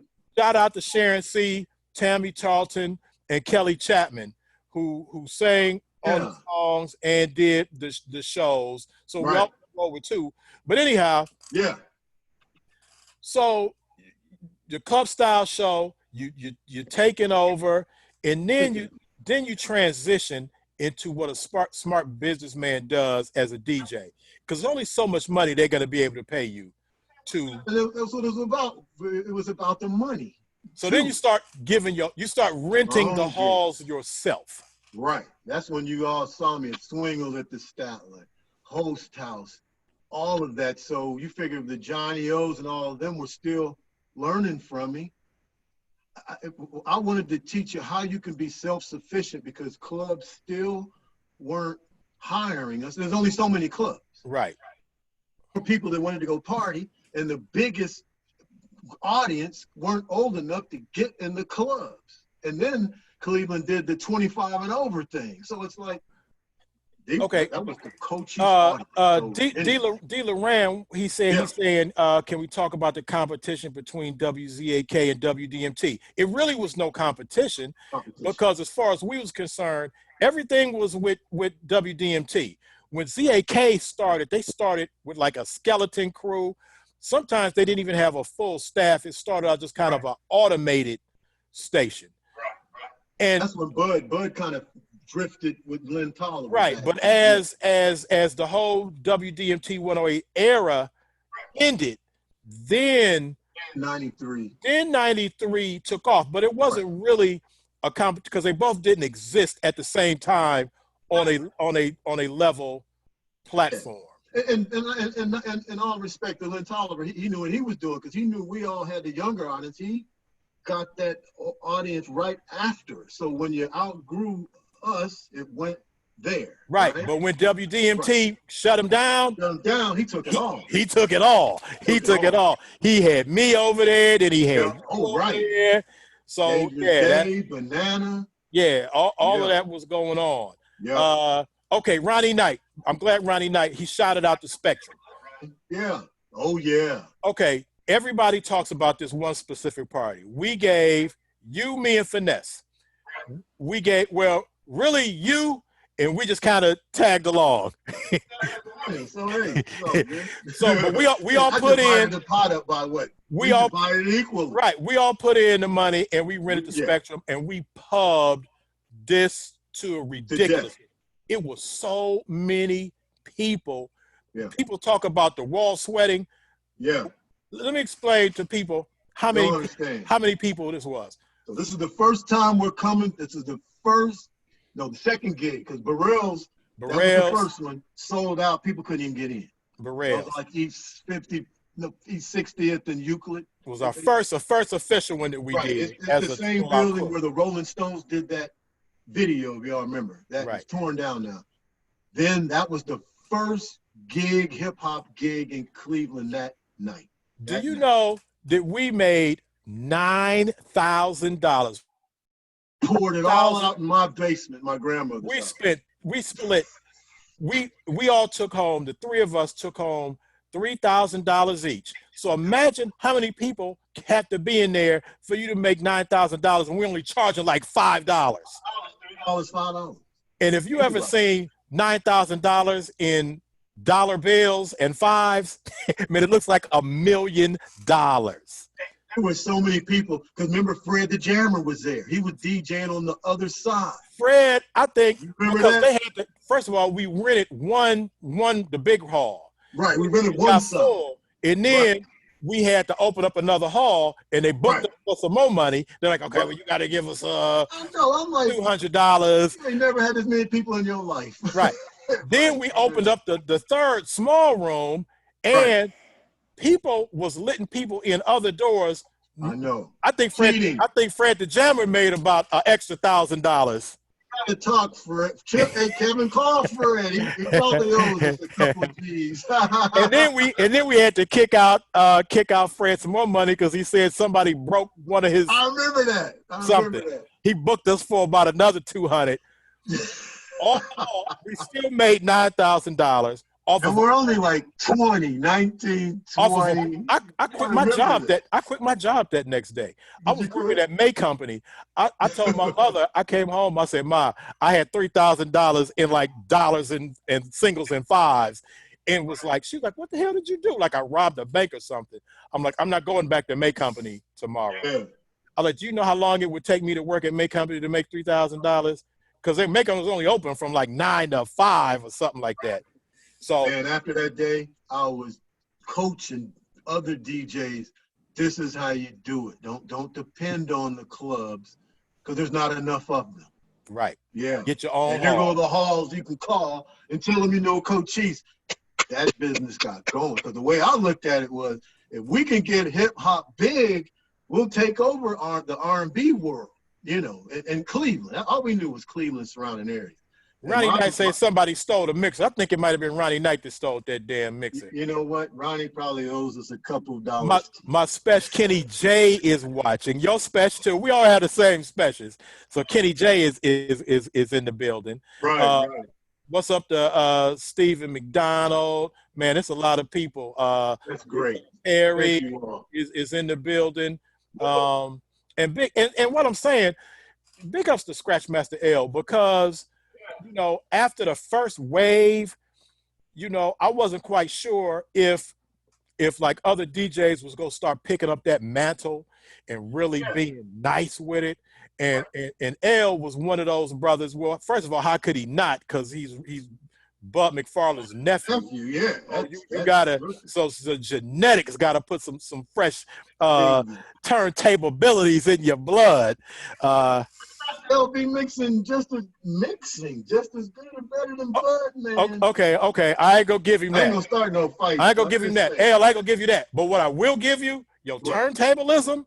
L still might be the coldest in Cleveland as far as just working the turntables and he got fast hands. He reminded me of Finesse a little bit with them hands. But you know, he can hit the So Let me yeah. tell you, man, I love messing with L because one day I was going to work at 93 FM. For y'all that don't know, I had a show called the After Work Mix at 6. So I can't remember when it was. I was up there, but I put it out to the city, and I was like, you know what? I'm sick of this.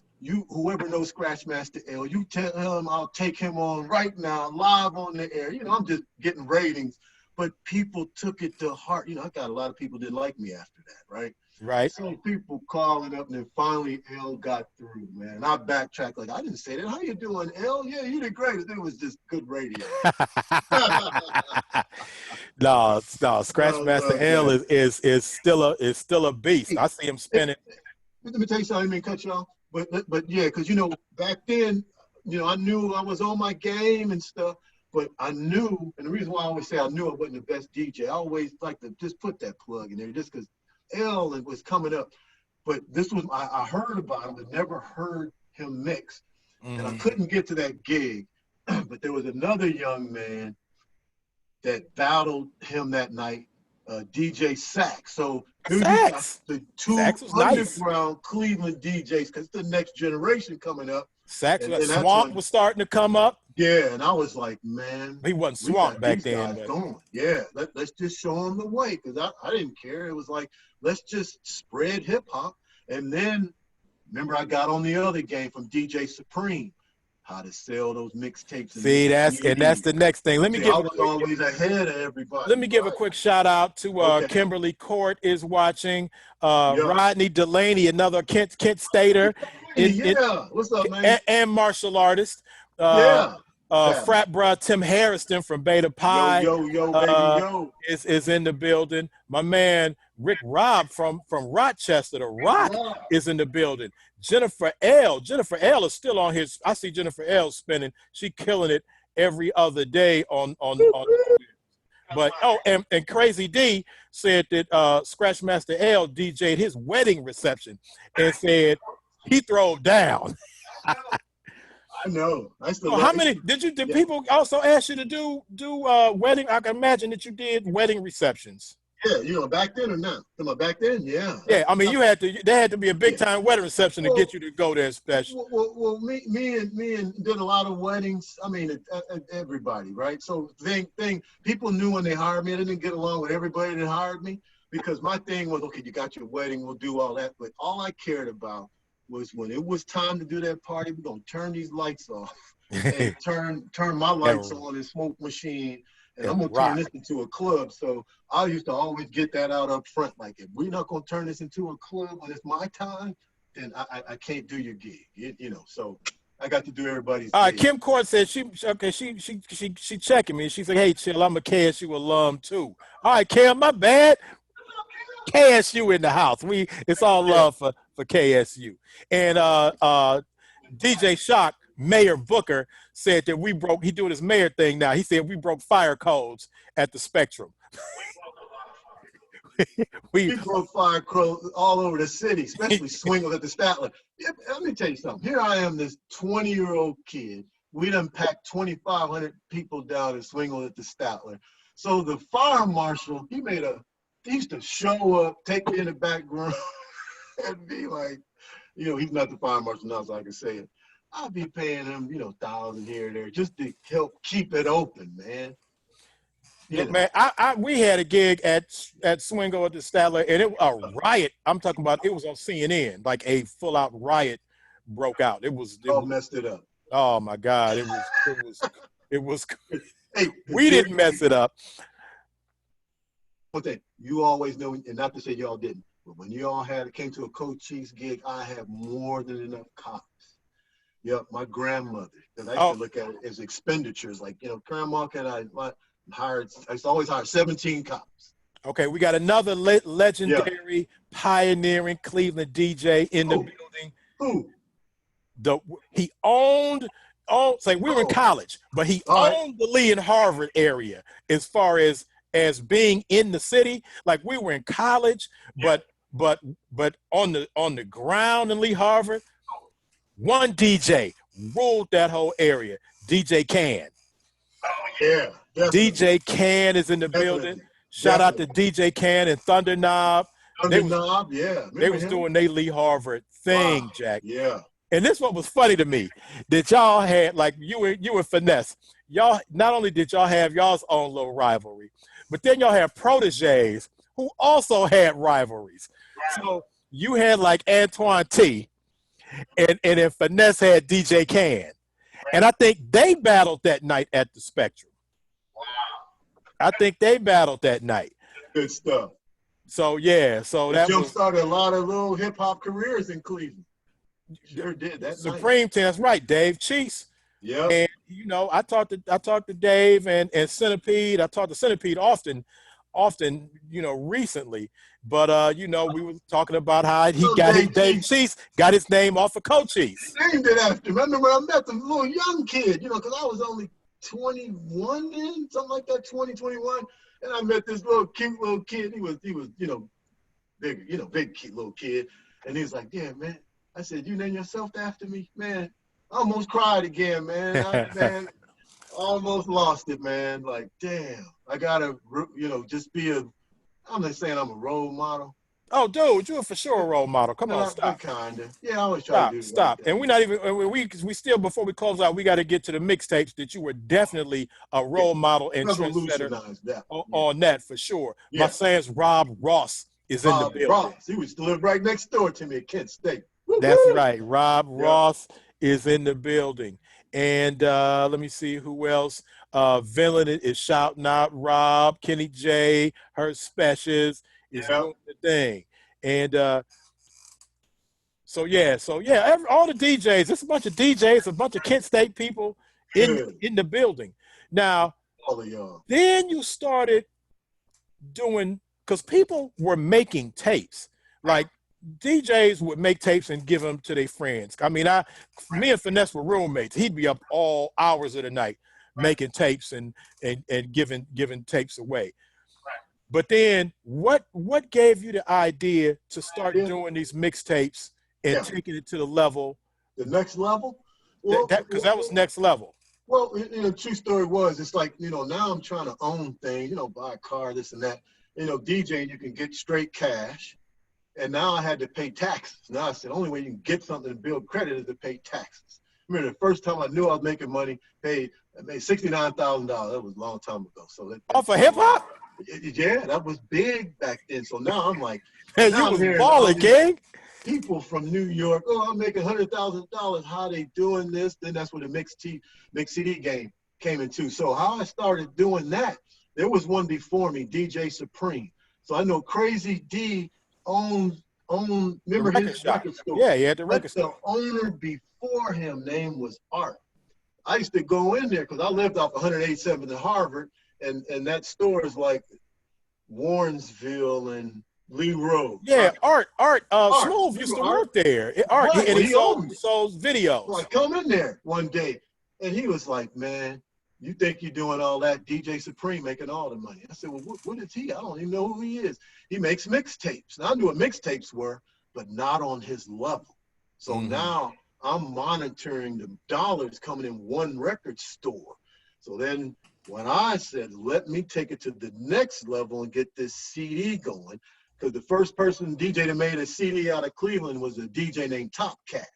Up over East Cleveland area. And he had a barber shop. You know, he was the barber. He was the barber in Cleveland. He was the barber during those days. Top Cat was the. My hair started falling out. So I would take my hat off, but you know I'm under quarantine conditions. I ain't been to a barber in 60 days. My beard. Oh, for the historical record, my beard is looking all crazy like this because we're in the midst of a quarantine and pandemic. Let me just say that for the historical record. When people look at this later on, because I am recording this. Oh, real quick, shout out to Lauren, my sister Lauren Forbes is in the building.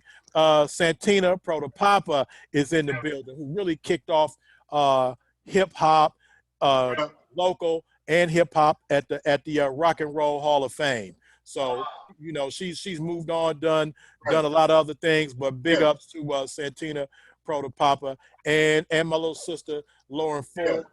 And Mark Batson, the Whack, is in the building. All right. And also one more time for the For everybody, you see it in the thing. Put some money in the tip jar. Donate. You see it. Cash App, $ money to Chill. Let's support the Chill Talk brand. We got to keep doing our thing because it's not. We don't have commercials. We're not at the radio station right now because of the quarantine. But we bringing you history right now. Talk about the mixtape. Talk about the mixtape. Talk about it, Special. Yes. Hey, but let me tell you about CD Game. I got a hard stop. So I'm going to make a short story. Started doing a lot of consignment with people like Kermit Henderson, spread out along the city, you know, leave it there, get X amount of dollars, come back, load them back up, and it started taking off. I had the help of Lynn Tolliver, so I wouldn't get paid doing the afterward mixing 6. So I said, can you advertise my CDs? It's like, yeah. So I said, okay, cool. Big robberies in Cleveland. Sometimes people didn't want to get my stuff. Now I'm thinking, okay, what's the #1 thing that I'm doing at these parties? Line dancing. So then people were making up line dances to songs and things. So I took the #1 song, Booty Call, put James Brown in it, put it out on a white label through Galaxy out of Pittsburgh to come back to Cleveland because I didn't think DJs would play it. So then it shows up, not even Saul and Matt knew I did it. Now it shows up at the record store. They're trying to sell it to me, and then DJs were taking it off. That's when Belinda Haywood and all them were, you know, doing the line dance queen. And then Casper C come out of Chicago, shows up, and love him. He made a lot of money, but he made the cha-cha slide from our Booty Call. Think about it. It's the same thing. And it was like, dang, he's a genius. Why didn't Cochise think of that? Okay, now I just want everybody to know. I know Cochise has a hard stop in like 5 minutes, but I put the Zoom link into the chat. So if anybody wants to pop up on Zoom, you can. Just don't come on here acting crazy. So, but if anybody wants to come on and kick it with us before Cochise has the hard stop, and if anybody after Cochise leaves, we can keep this going. If anybody wants to pop up, but.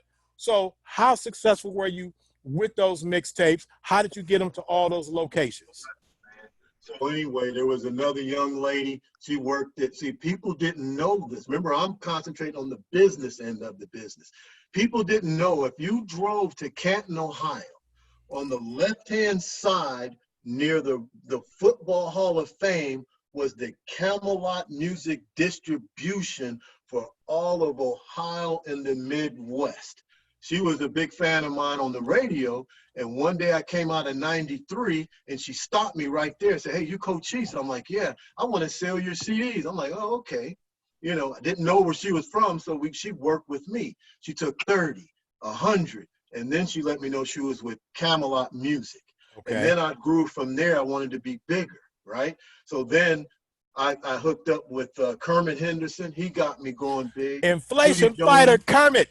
Yeah, Judy Jones out of Cincinnati, Art Distribution. She blew me up that way. So now I'm on the east of the United States, selling in every outlet, every store. That's why people used to see me. You always used to see me in Camelot and all these stores, right? Cochise being a businessman. Then I wanted to be bigger, right? So then I drove to Memphis to Selecto Hits, where Elvis Presley started. So I went there. And you know, had a meeting. They said, well, you know, Cochise, we'd love to have you. Your line dance doing great, but you have a contract with Camelot Music. And they said, if you stop doing Camelot Music and furnishing them because they're taking out all our sales, we'll sign you with Selecto Hits and take you worldwide. That's when Amazon, the internet came out. So all this stuff was lining up. I made a lot of money. And all of a sudden, one day, a fax comes across my machine. It's lawyers out of New York that want to sue me. Tupac's mother came after me. Right? Not a finisher. Not my we girl. We need to have a part 2, man, because let me tell you, that's another whole story. Lawsuits. They wanted to know all the DJs in Cleveland, who's making tape. That's when the NRAA was coming after everybody. And the biggest name in the country was me, DJ Jelly, and there was 3 other people. We all had to go to New York where Martha Stewart and all them went in the big buildings right there. And that's when the lawsuits came down. I gotta go chill. My real job, I do computer software. Right. Hey, I appreciate you again, my guys. lunch break. Again, guys, if you want to join in, I'll put the link in there. Special, we're gonna have to get because we forgot to talk about. We made a record. We made a record. We need part 2. What's if it y'all called? want to hear part 2, To Get Funky or something like that. Chill, no. Okay, we'll have to do a part 2. We got to. All right, Special. Go do your thing. I appreciate you. Love you. We got to do this again. Everybody freeze, defrost, and you got to hear how that came about. Peace out. Love all of y'all. Let me get a part of that freeze defrost story. Where I got that, I stole that from the Kappas. No, you stole that from me. Basically, you. I stole it from the Kappas. You stole it from the Kappas. There's a step called Eastwood. Eastwood. Yeah. Right, but I was saying the freeze defrost because you know Emcee. That's a whole new story. Special. All right, do your thing. Okay. Fano. All right, gotta go. Y'all take it easy. I'm out. Peace. All right. Oh my God, y'all. How do I disconnect? It say you got end meeting. You can end the meeting. You can close out the meeting. Because I got Microsoft Teams going too. I gotta sign on here. You got to figure out how you can shut it down. I think I can. Lunch break's over. I think I can shut you off on my end. Okay, see y'all. Cochise, I'm out here. All right. All right, you still there, Special? You gone? Okay, he's out. DJ Cochise. Again, guys, that was, I hate to say, that was powerful. You got like a Cleveland hip-hop history lesson. And again, I have put in the link to, I put in the link to the Zoom. So if anybody wants to pop up in the link in the Zoom and holler at me before I close it down, Scratch Master L, Crazy D, anybody, you see the link, Red Sonya, D. Loran, DJ Can, you see the link in the you should see the link in the thread. But yeah, you see the link in there. So if you want to join in on Zoom, you can do so. Let me check the thread. Everybody, Cheryl Clark, she's saying it was dope. Vinland, awesome. Shock, Mayor Booker is saying that we need a part 2. My special. Sans, Rob, you said that you got Zoom because we were talking about Zoom. So there's a link. I put a link in the thread. I'm gonna put a link in there one more time. Let me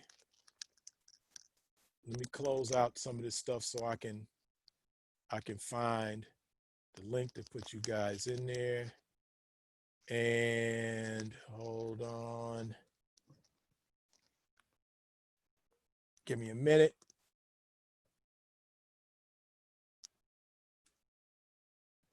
And here should be, okay, wait a minute. Okay, I have to copy the link. The link's in there, guys, but I'll copy it one more time. I deleted the, hold on. I deleted the actual, give me a second. Participants.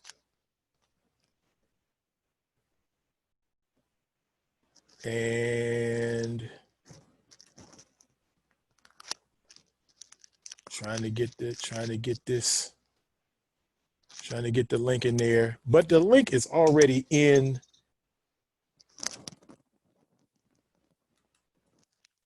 it. I'm gonna try to put the link in one more time, guys, before I shut this down.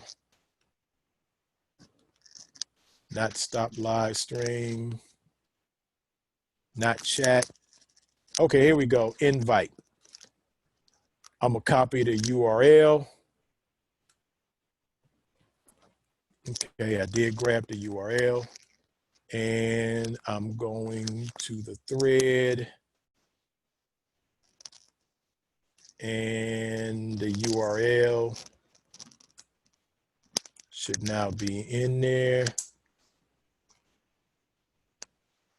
Okay, there's the Zoom.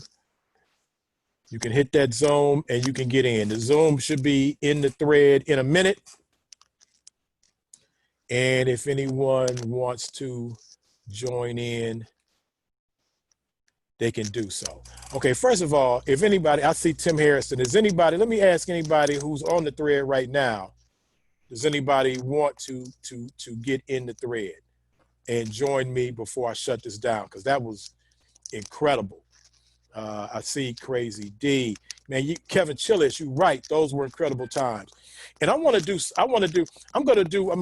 since we're on here, I'm going to do something because my entire hip hop career, well, not my entire hip hop career, but in addition to me being MC Chill, people want to call me Kevin Chillius. Excuse me.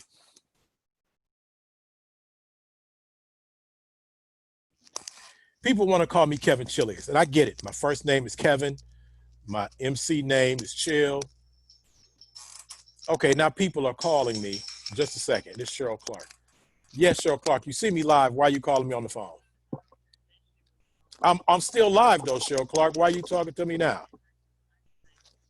All right, I love you, Cheryl Clark, but I'm back still live, so let me go. Bye.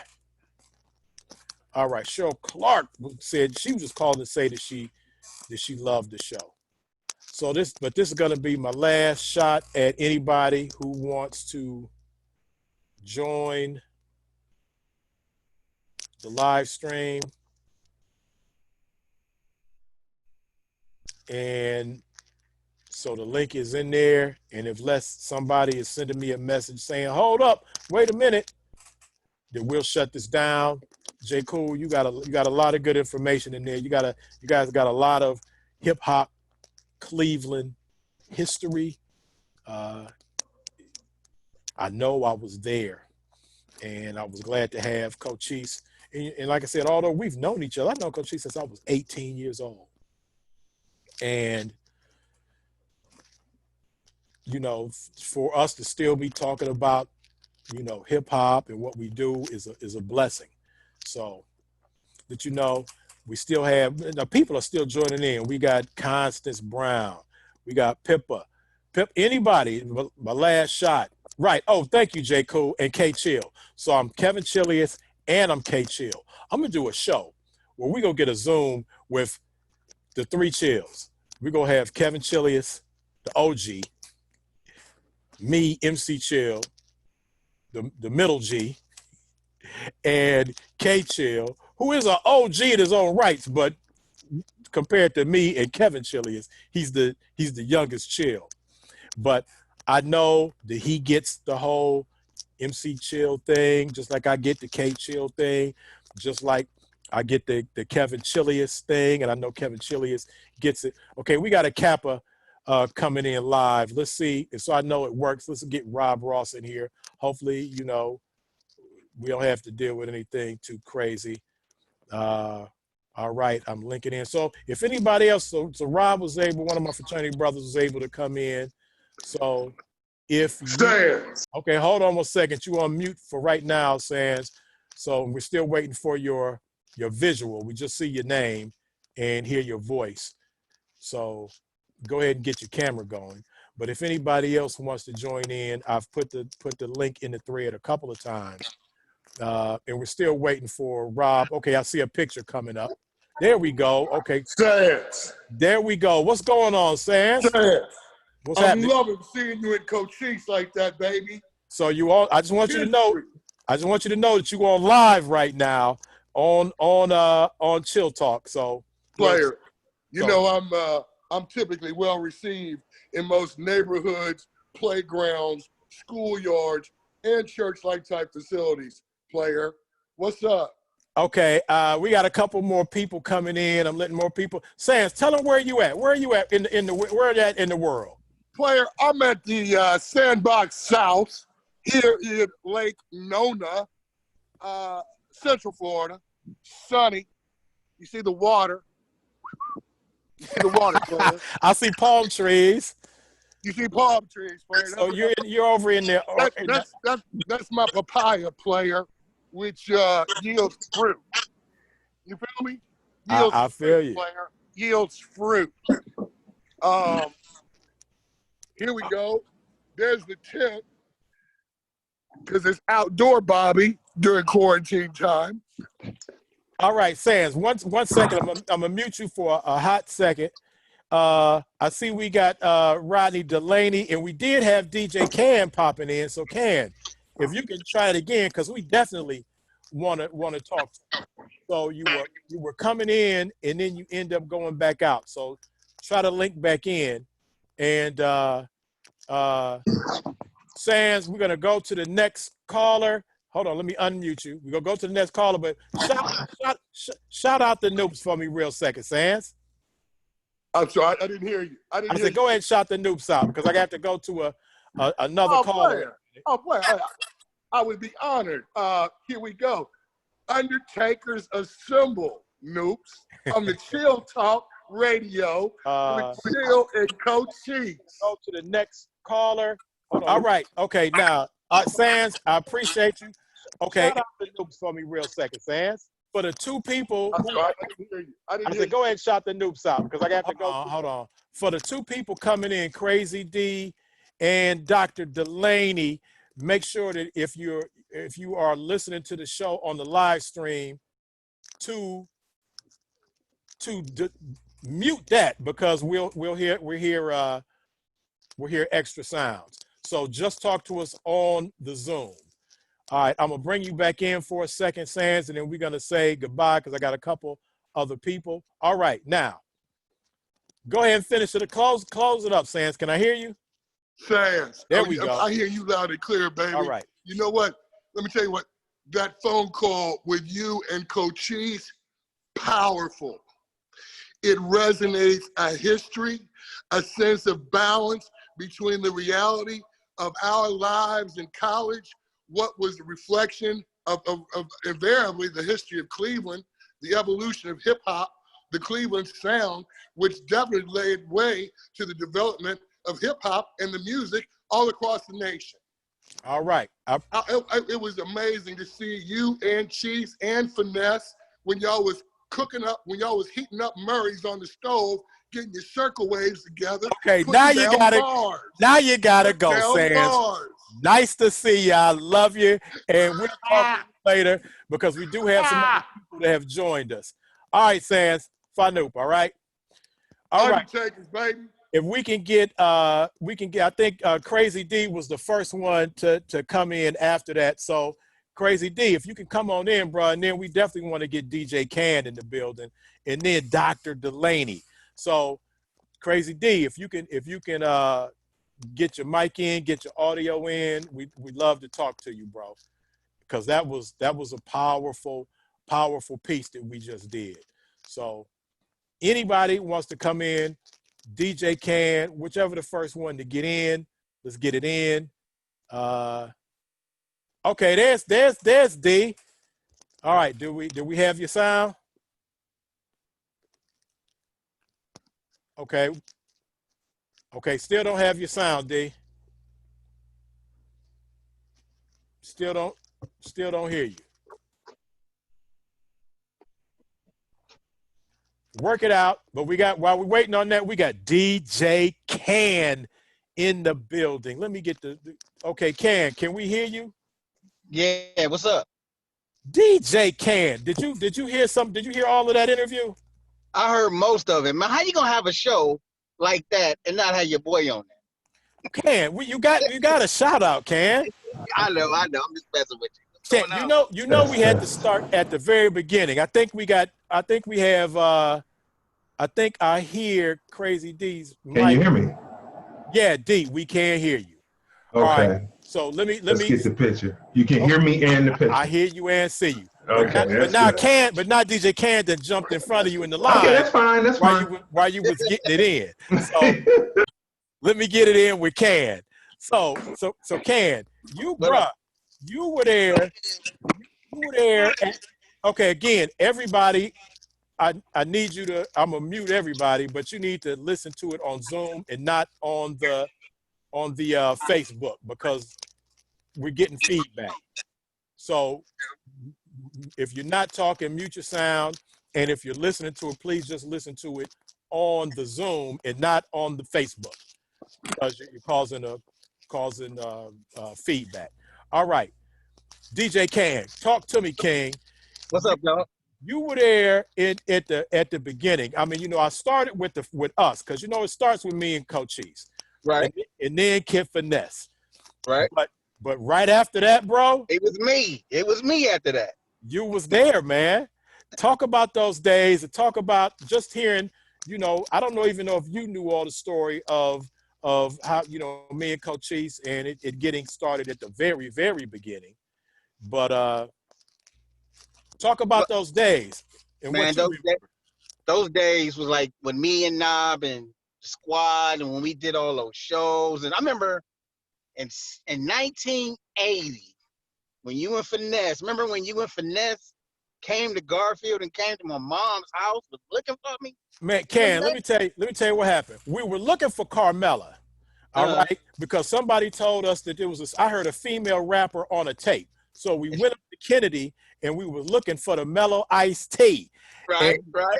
Carmella Ephraim. And they said, you probably want to find either DJ Can or Thunder Knob or Wonder Knob. He was Wonder Knob at first. Back then he was, yep.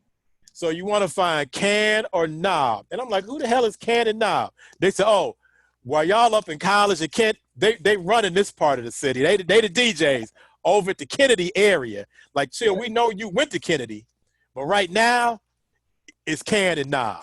And then I see we got one of my mentors, Zoom, in the house. Zoom, we gonna get to you in a second. As soon as we chop it up with Can, we got Can, and we go hit with Crazy D. But Can, I remember we came to your house.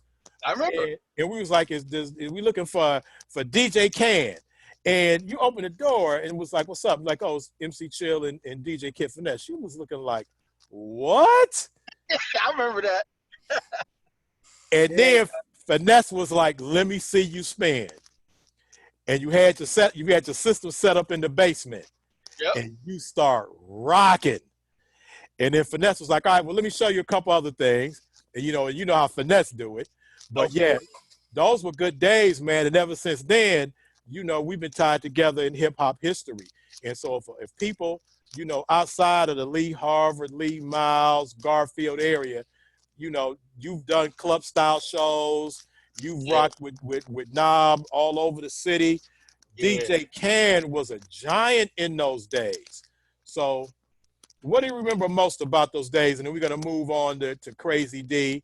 And then we're gonna go ahead with my man Zoom. I remember I heard you and Cochise talking about the Spectrum, the battle at the Spectrum. When me and Twan was supposed to battle each other. But when we got there, we decided not to, and we went on at the same time. Okay. And we just, you know, I bonded with all them cats, man. I love all them cats. Ken, how many people were in that building that day in the Spectrum? I think they stopped letting people in early. I think they stopped letting people in about 10 o'clock. They stopped letting people in. You know what I'm saying? But them days, man, them days were the best one. Hey, I remember we used to rock JFK Rec. People used to come from different schools. To come and hear you rock. You and Knob rock at the rec center. Not the rec center, but the rec inside the school. Yeah, man. Okay, again, got to pay some bills. You know, we're doing Chill Talk quarantine version, so we're not at the radio station, so we can't run commercials. So anybody out there listening, you can donate. Cash App Chill Talk. You see it in the thread. Dollar money sign. Money to Chill. So we got to keep the Chill Talk brand going even during the quarantine. Myself, super producer Felicia Haney, Rhonda Crowder, who helps us out with advertisement. So we'll take $1, we'll take a $5, a $10, a dub, a $50, a $100. We'll take a stack, a rack, a band, depending on how you're balling. Throw it in the pot. But Can, I love you, man. You're a part of history. You're definitely part of Cleveland hip hop history. one of the coldest DJs that was out on the scene. And I appreciate you popping in to talk to us. Hey, no problem, man. I love all them cats, man. So, you know, I love you too. Tell Finesse I said what's up. All right, we gonna catch up Finesse. He need to holler at me. He incognito, but we gonna get a hold of Finesse. Yeah, I All want to talk right. to him myself. All right, we gonna get my man Crazy D in here, and then we gonna get to my big bro, Richard Zoom Scott. Crazy D, talk to me, King. Hey, what's going on with you, Chill? What's happening? I'm glad you were able to see some of that, to witness some of that, because I and wasn't like gonna miss it. I wasn't somebody had gonna miss told it. me, they said, Chill, have you, as long as you and Coach Chief's been rolling together, have you ever actually just sat down and talked to him? And this was actually the first time ever. So It's talk to me. definitely our story, of hip hop.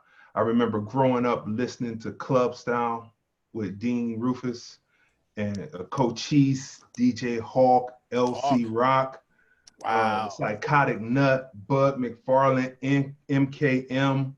The first two DJs that got me started listening was Cochise and DJ Hawk.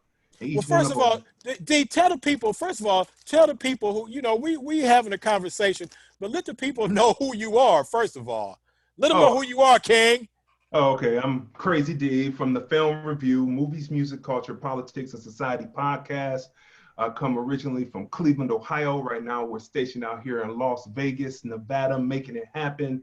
I own my own retail shop for 15 years called Crazy D's Music Palace on Harvard Avenue in Warrensville Center in the first southeast side suburb of Cleveland, which is Warrensville Heights, Ohio. Stand up and hip hop was always my thing. I remember Cochise was talking about stopping into when it was hits. It was called hits then, right? And I remember I had my mixtapes in there, and what happened was I was going down to Dow's Rapid taking my cassettes, right? And then a friend told me, you should go up to this store called Hits. And then who would know years later that I would actually own my own retail business right inside of what was formerly Hits, then Crazy D's. It's amazing. And that's all through hip hop. Going through the college campus. I was on Cleveland State's college campus. Alpha, by the name of Eric Johnson, heard me DJing in the dorm. Right, my man, Eric. Eric Johnson. I'm gonna get you the icebreaker. He got me the icebreaker, and then the rest was history from 90 to 96. The produced music and everything. And then after 96, a year later, opened up Crazy D's Music Palace, 15 years in retail. Let the people know how they can follow you right now and all the things that you're doing. Okay, IG is Crazy D Film Dude, all one word. Twitter is Crazy D DVD. Back in the days when I was authoring DVDs, everything is digital now. Facebook is Crazon Dion, and you can catch me there, or you can go to lordlandfilms.com. lordlandfilms.com, and hashtag. Everything is united together under one hashtag, which is hashtag TFR Podcast Live. TFR Podcast Live, hashtag at the front, and it connects to everything on the internet. Let me tell you something, Chill. That history that you put down, we have to have part 2. I mean, it is amazing. I remember talking to Cochise back in the day. Cochise heard me on the radio on Cleveland State radio, and he called. He said, "I'm one of your biggest fans," and I was like, "Who is this?" He said, "Cochise." I could have fell on the floor. I could have fell on the floor. Like I was like, "Wow!" And did he loan me Trans Europe Express when I needed it? Craft work. Because I was doing the college parties, and I didn't get that record yet. I had to order it on import. And he let me use it, and he was like, "I'll stay on 187th, and my people stay, about a block away, so we had that connection of Lee and Harvard. You know what I mean? So it's just beautiful. It's just beautiful history that you put down, the Club Style show with Dean Rufus and everything that happened and pushing through, and history is excellent, and Cleveland hip hop history has to be told. It has to be recognized. Right. And D, and you can, and like I was trying to tell Cochise, and like I try to tell the people, we have short-term memory in Cleveland, especially about hip hop. And you know, I get, and even though people forget things that I've done, you know, with when I had the, you know, the records when I came out 85, 86, and they act as though that the MC Chill was born when my records came out, when actually I had already put in 4 years of work in hip hop. And so people, you know, sometimes recognize me, sometimes they do, sometimes they don't, as a hip hop pioneer. But I have to still take them back to the beginning. When, and I said it tonight, and I've said it before, Cochise easily was Cleveland's first hip hop celebrity. He was Cleveland's first hip hop superstar. It was like he had a record. He was a celebrity in Cleveland. Everybody knew who he was. They had his tapes. They knew his mixes.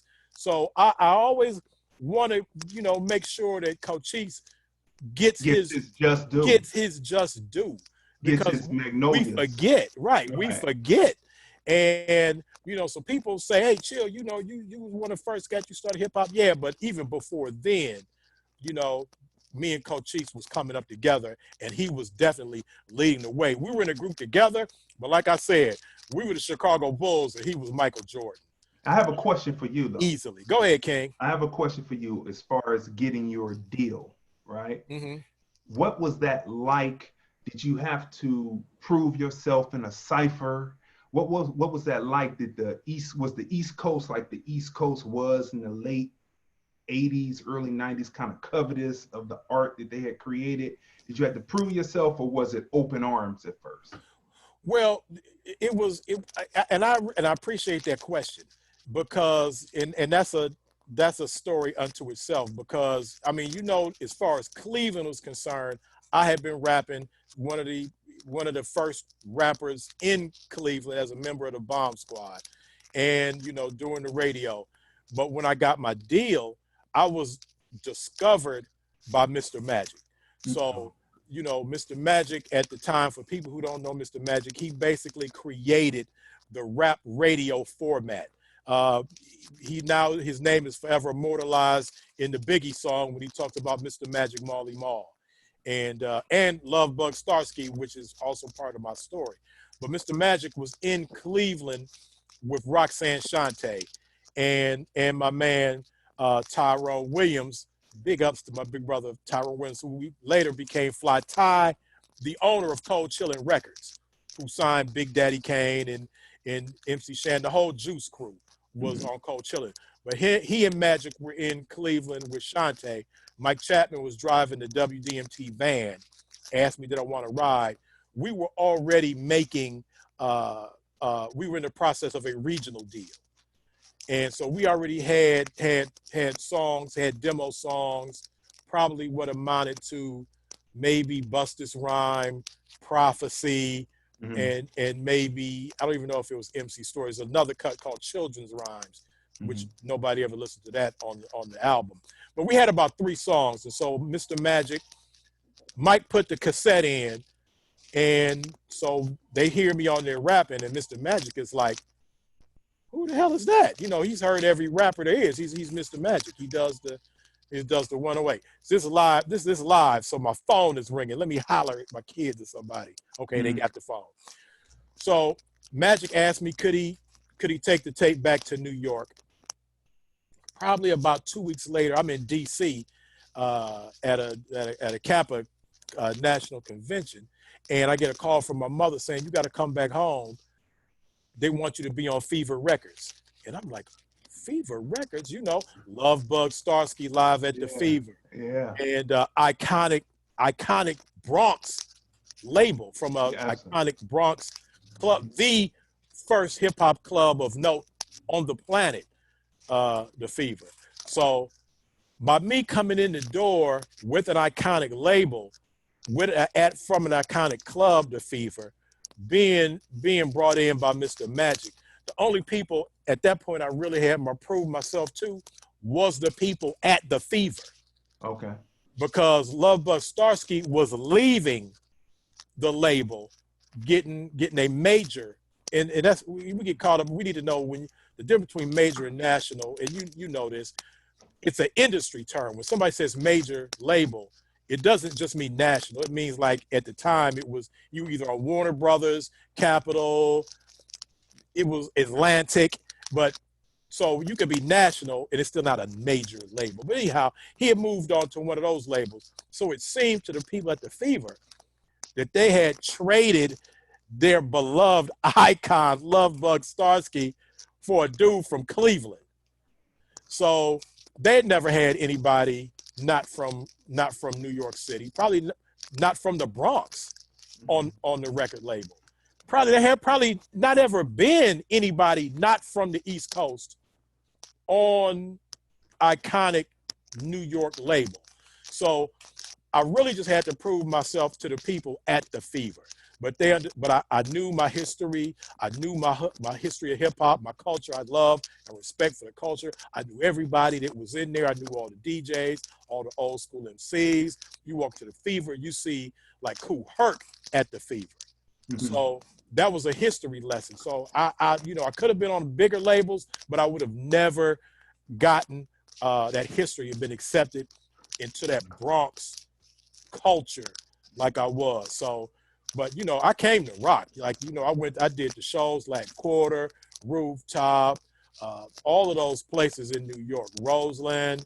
So we went and we rocked. I had a beatboxer with me, I had a DJ. So, we got our respect, even though I had to go through the whole thing is that they thought I talked funny. Oh, okay. Because I wasn't from New York. But yeah, so I had been emceeing for 4 or 5 years already. So, but yeah, I really just had to prove myself to the people. Plus, you were bringing a new style, right? Because it was the hoo-ha and you don't stop and the group rhymes where they kind of like chant it together. That's right. Yours was more of a free-flowing type style. And I had, different styles, and we can talk about that at another show. Yeah. But, I contributed, what I could to the culture, especially with MC Story, where I was my homage to being an MC. Mm-hmm. So, it is what it is. I'll never trade those days. And it was good to have Cochise on, and always good to see you, bro. And like you see me always dropping when I see you, I know I owe you to get in there and do something on your platform. Yeah, we definitely want you to come on to the film review. You know what I mean? Because, the history, telling your story. Because we want to get your story. And then we'll hook it up where we can be something like this. Because usually I have the phone in. But we can do something where we have split screen and we can go for it. Okay.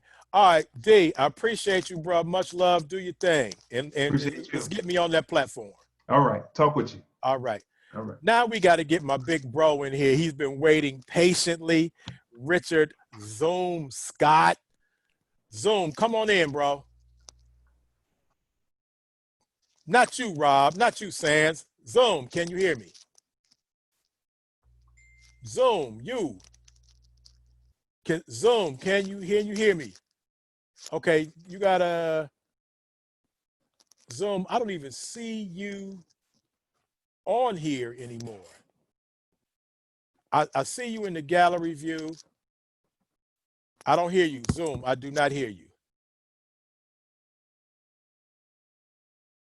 Zoom, can you hear me? Zoom, you might have to go out and come back in. Zoom, if you can hear me, you might have to go out and come back in because I see your picture, but I don't even see you on as a, wait a minute. Okay, I do see you. I see your name on here. Hold on, let's see if if it's something on my end. No, you're not muted on my end. You don't have a mic connected, Zoom. All right, you working it out? It's not even showing that you have a mic connected at all. Can you hear me? Yes, Sans, I can hear you. Great. All right, we're going to talk to my Sans Rob some more. Zoom, can you come back? Because I want to talk to you, Zoom. Can you come back, go out and come back in, and maybe it'll connect your mic up.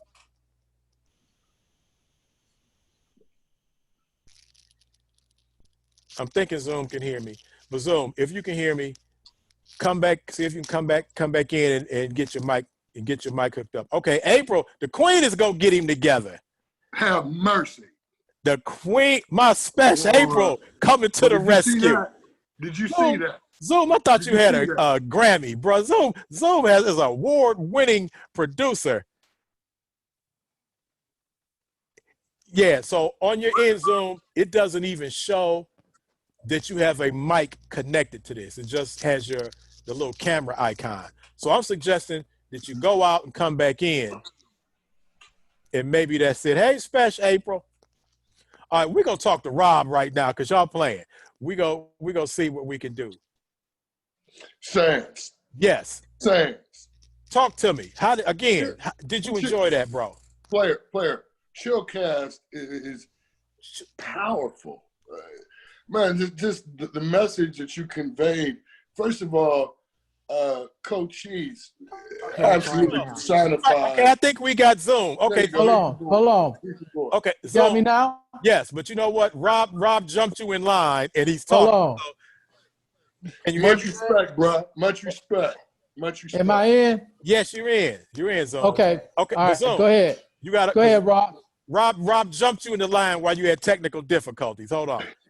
All right, Sans, go ahead. Say what you were saying, and then we go get to my I was just saying that was powerful and impacting in that regard. And you're absolutely right. Cochise personified somewhat of a hip hop superstar. Right. I never will forget when he came out with his own record. My special Ben Williams said, "What's up, Rob?" Ben Williams is in the building. Undertaker. Kimberly Ford said, "We got our little sisters. We don't make them, we undertake them." At any rate, and let me get to my man, because it's more important that the two of you reaffirm the impressions, because truly your impact on hip-hop and history in Cleveland is profound. And you certainly, this has been a high point, man, between seeing you and Cochise and the sunshine here in Florida made my day. Thank you. And I just want to say, Sans, you lived next door to Cochise during a lot of that time in the dorms in Libra. Oh, player, I've got good stories, good recollection. Because of Cochise, I know how to iron a pair of slacks. I guarantee you. With military precision. Right. So yeah, you're in the dorms. You were living right over in Libra. 904 Libra Hall. I was right next door to Cochise. Even when we were pledging, you were unfortunately next door to Cochise. That is how I recollect that as well, Kevin. Yes. All right, Sans, I appreciate you. I got to get my big brother in here though. That was my cat. So all right, Sans, we gonna go ahead and mute you, and we gonna get my man. Come on in, Zoom. If you can unmute your mic, we gonna get you in here. Okay. Chill, you got me now. Yes, I do. And I want to introduce you first.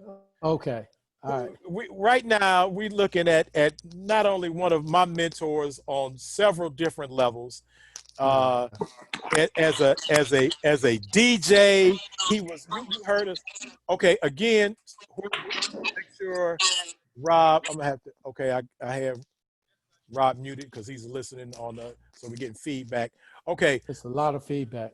Okay, I think we got it covered now. It's just Rob was listening to the Facebook and the Zoom volume.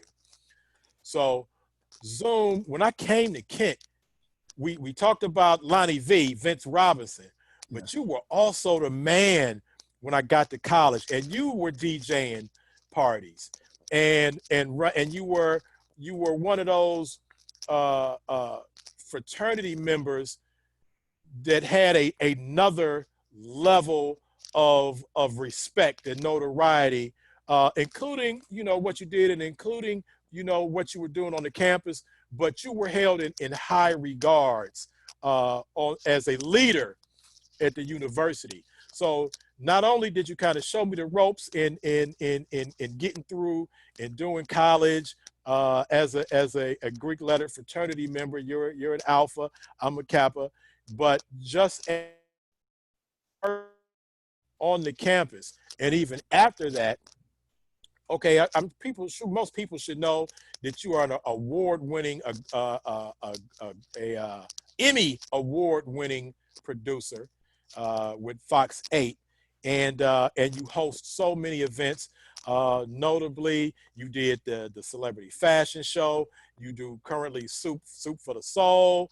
You always include me, but you really brought me in to this whole live thing. The reason I'm so comfortable doing live is all those times that we did Urban Flicks live, and that got me comfortable at doing live broadcasting. My big brother, Richard Zoom Scott. Talk to me, Zoom.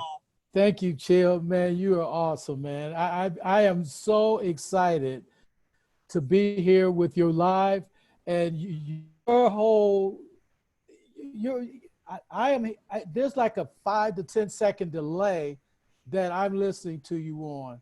So that's where I know how this whole live thing works. Okay, well, Zoom, that's why you should just listen on the Zoom and not on Facebook. Yeah, no, that's what I'm listening on to. Yeah, I'm listening to Facebook. But anyway. No, you should be listening to Zoom, not Facebook. Okay. Yeah, I thought that's what I was listening to. But I tell you, brother, that was awesome between you and Cheese. I love that. It was just excellent. Well, and you were there, Zoom. Marina and taxation. Yeah. You saw it in. Okay. Okay, yeah. Rob, we're gonna put Rob on mute. All right, Zoom. You saw it as it was happening. You were there. You were like our big brother watching us running around acting crazy and trying to figure this whole thing out. Yeah, we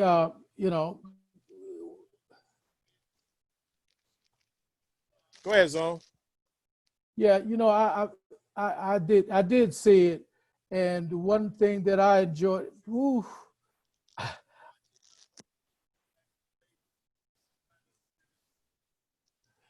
You guys were awesome, and we just love the fact that you were able to put a lot of your information together, and you just love everything that you guys did. I was a DJ at the time, and DJing at the legendary 204, 206. 204, 206. that was the spot. Zoom, what was it about? Because you did parties at the Ratskeller, you DJ'd at the ballroom and maybe at Eastway. But what was it about 204, 206 that was on and popping? Man, Thursdays was a big night. Everybody would come in, you study, hit the libraries, and then 9 o'clock, people would just boom, hit 204, 206, and it wasn't nobody standing around like they're doing now. They came in to dance and party. Getting their boogie on. 12:30, they had to kick us out at 1 o'clock. and then you know what we did then? Because if it was a Saturday, we went to the Institute. Man, it was times I left the Institute and it was daytime. And at Institute, it was dusk to dawn. People would leave there and go and eat. It was right. It was breakfast time when you left the Institute. It was breakfast time when you left there. We all went and ate. It was so much fun. Hey, real shout out. We got Mark Batson watching us Zoom. He says, Kent State legend of many talents, Richard Zoom Scott.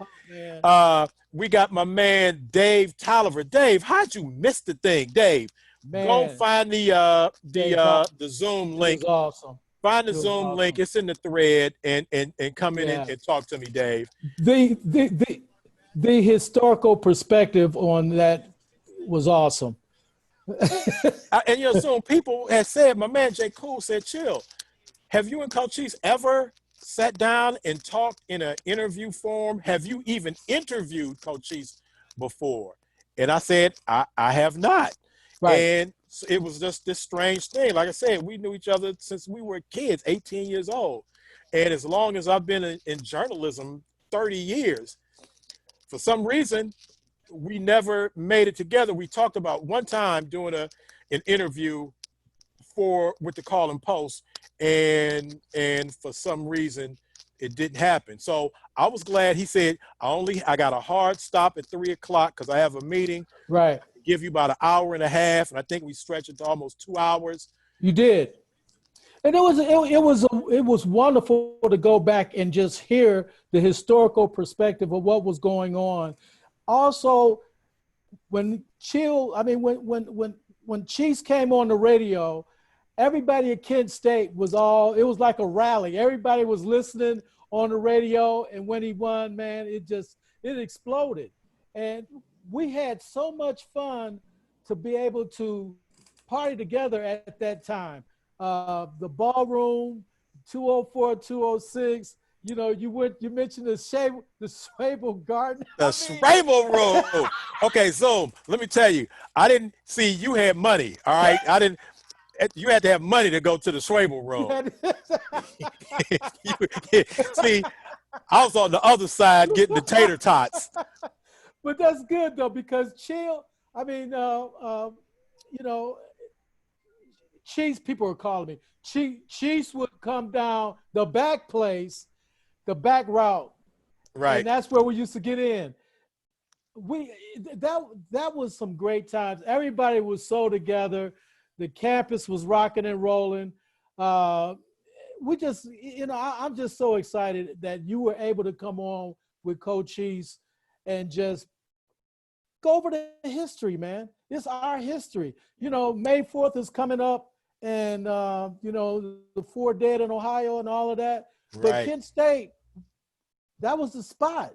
People would leave their jobs at 12 o'clock and come down to Kent and party from dusk to dawn. It would go down at Kent. When we would go down at party Kent. school. That was the party school. They talking about OU was the party school. I don't know. Kent was definitely no disrespect to OU because they got it in at OU. Oh, they did. That's a long way to go to party. Right. You know what I'm saying? Everybody came to Kent though. I mean, right. Cleveland loved, what was going on there. And the Institute is just phenomenal at that time. That was ours. And I like the fact that you guys said with no cops, we had no problems, none. I mean, and the lights were there were no lights in the Institute. It was completely dark. The only thing you had was the exit lights that were on, and the step shows. All the Greeks came there. They stepped hard all night. It was a few pushing and stuff like that. Right, but that's what I was getting ready to say. So we policed ourselves. We did. Because it was a little dust up every once in a while. It was a dust up every once in a while, but you had the sheriffs. Like you was the sheriff, I was like if your bros or my bros, you have different organizations had like the breaker uppers. Right. You had the bros that was ready to set it off, but then you had the bros to be like, okay, no, because if we start fighting, we can't come back here and party. We can't come back here, and that's a problem. And most of the issues were some of the bros from out of town. Right. And not only bros, but just GDIs would even try and mix it up and all of that. But for the most part, man, we had so much fun. Kent at that time was just was excellent. It was a beautiful school to go to, and we all got our education there. Hey, Mark Batson is shouting out all kinds of stuff, Zoom. He's so many interest groups and frats. He's shouting out the Wolfpack boxes, the Ice, the Esquires, Club Kittens, ABCs of Salvation. And he is, and my special Ben Williams in there. What's up, Ben? What's up, Ben? Again, I put the link back in the chat again. So if anybody wants to come on, you see the link in there before I shut it down. And also, you see the donation to keep the Chill Talk platform cracking. Right. Not at the radio station because of the quarantine. We can't run commercials. So you see that if you throw something in the tip jar, we appreciate it, guys out there, and we can keep this moving. But man, keep it moving, man. I'm so proud of you, Chill. I just came on. I saw everything going on. I looked up and I see you and Cheese. What in the just world? I was washing clothes. Hey, I just cut you guys on, man. I'm gonna tell you this, Zoom. I remember one of the first times I saw you DJing at a party, and you threw on the Gap Band, "Oops Upside Your Head." Woo! The crowd was cracking. rocket. You threw on "Oops Upside Your Head," and it was on. It was on. I mean, and I'll tell you one thing. When I first heard you guys swipe mix, I was like, "Oh, I gotta turn my game up, man." These brothers right here, they getting ready to take it to another level, and we're so happy that it came from Kent State because that's what it was all about. But yeah, I threw on some Gap Band, man, and it's and some humping. Oh yeah, hey, you got a shout out from DJ Mark Cox, the gifted one. He said to tell Zoom hello. So you got people shouting you out in the thread now, Zoom. Oh man, I appreciate that so much, Mark. Every time I came to a set, Mark would always like, "Hey, Zoom, come on over here and say something on the radio or on the." Ben Williams and so told me to tell you what's up. Hey Ben, what's up, man? This is so fun to be able to come on and just have all the names of people. Pippa said to tell you what's up. I'm looking at the thread. Pippa shot. So you got fans out in here. So they shot you out in the thread. I'm shouting them out too. This has been an awesome Friday. This is a good Friday. Yeah, it is. For us to just come through you. And are you going to come on every Friday at this time, or since everybody's in quarantine, what is it? Well, we're going to do our regular Wednesdays, but since I did a thing on Friday, and maybe I'll do, instead of the regular Chill Talk platform, I'll do a one-on-one like I did with Cochise, and then have people like I did then. I just did this and have people come in afterwards, or maybe even have people come in during and talk also to the person that I'm interviewing. Since I can see people can once I give the link, they can come in and join. So maybe I will do something on Friday since but I'm thinking maybe just because it was Cochise.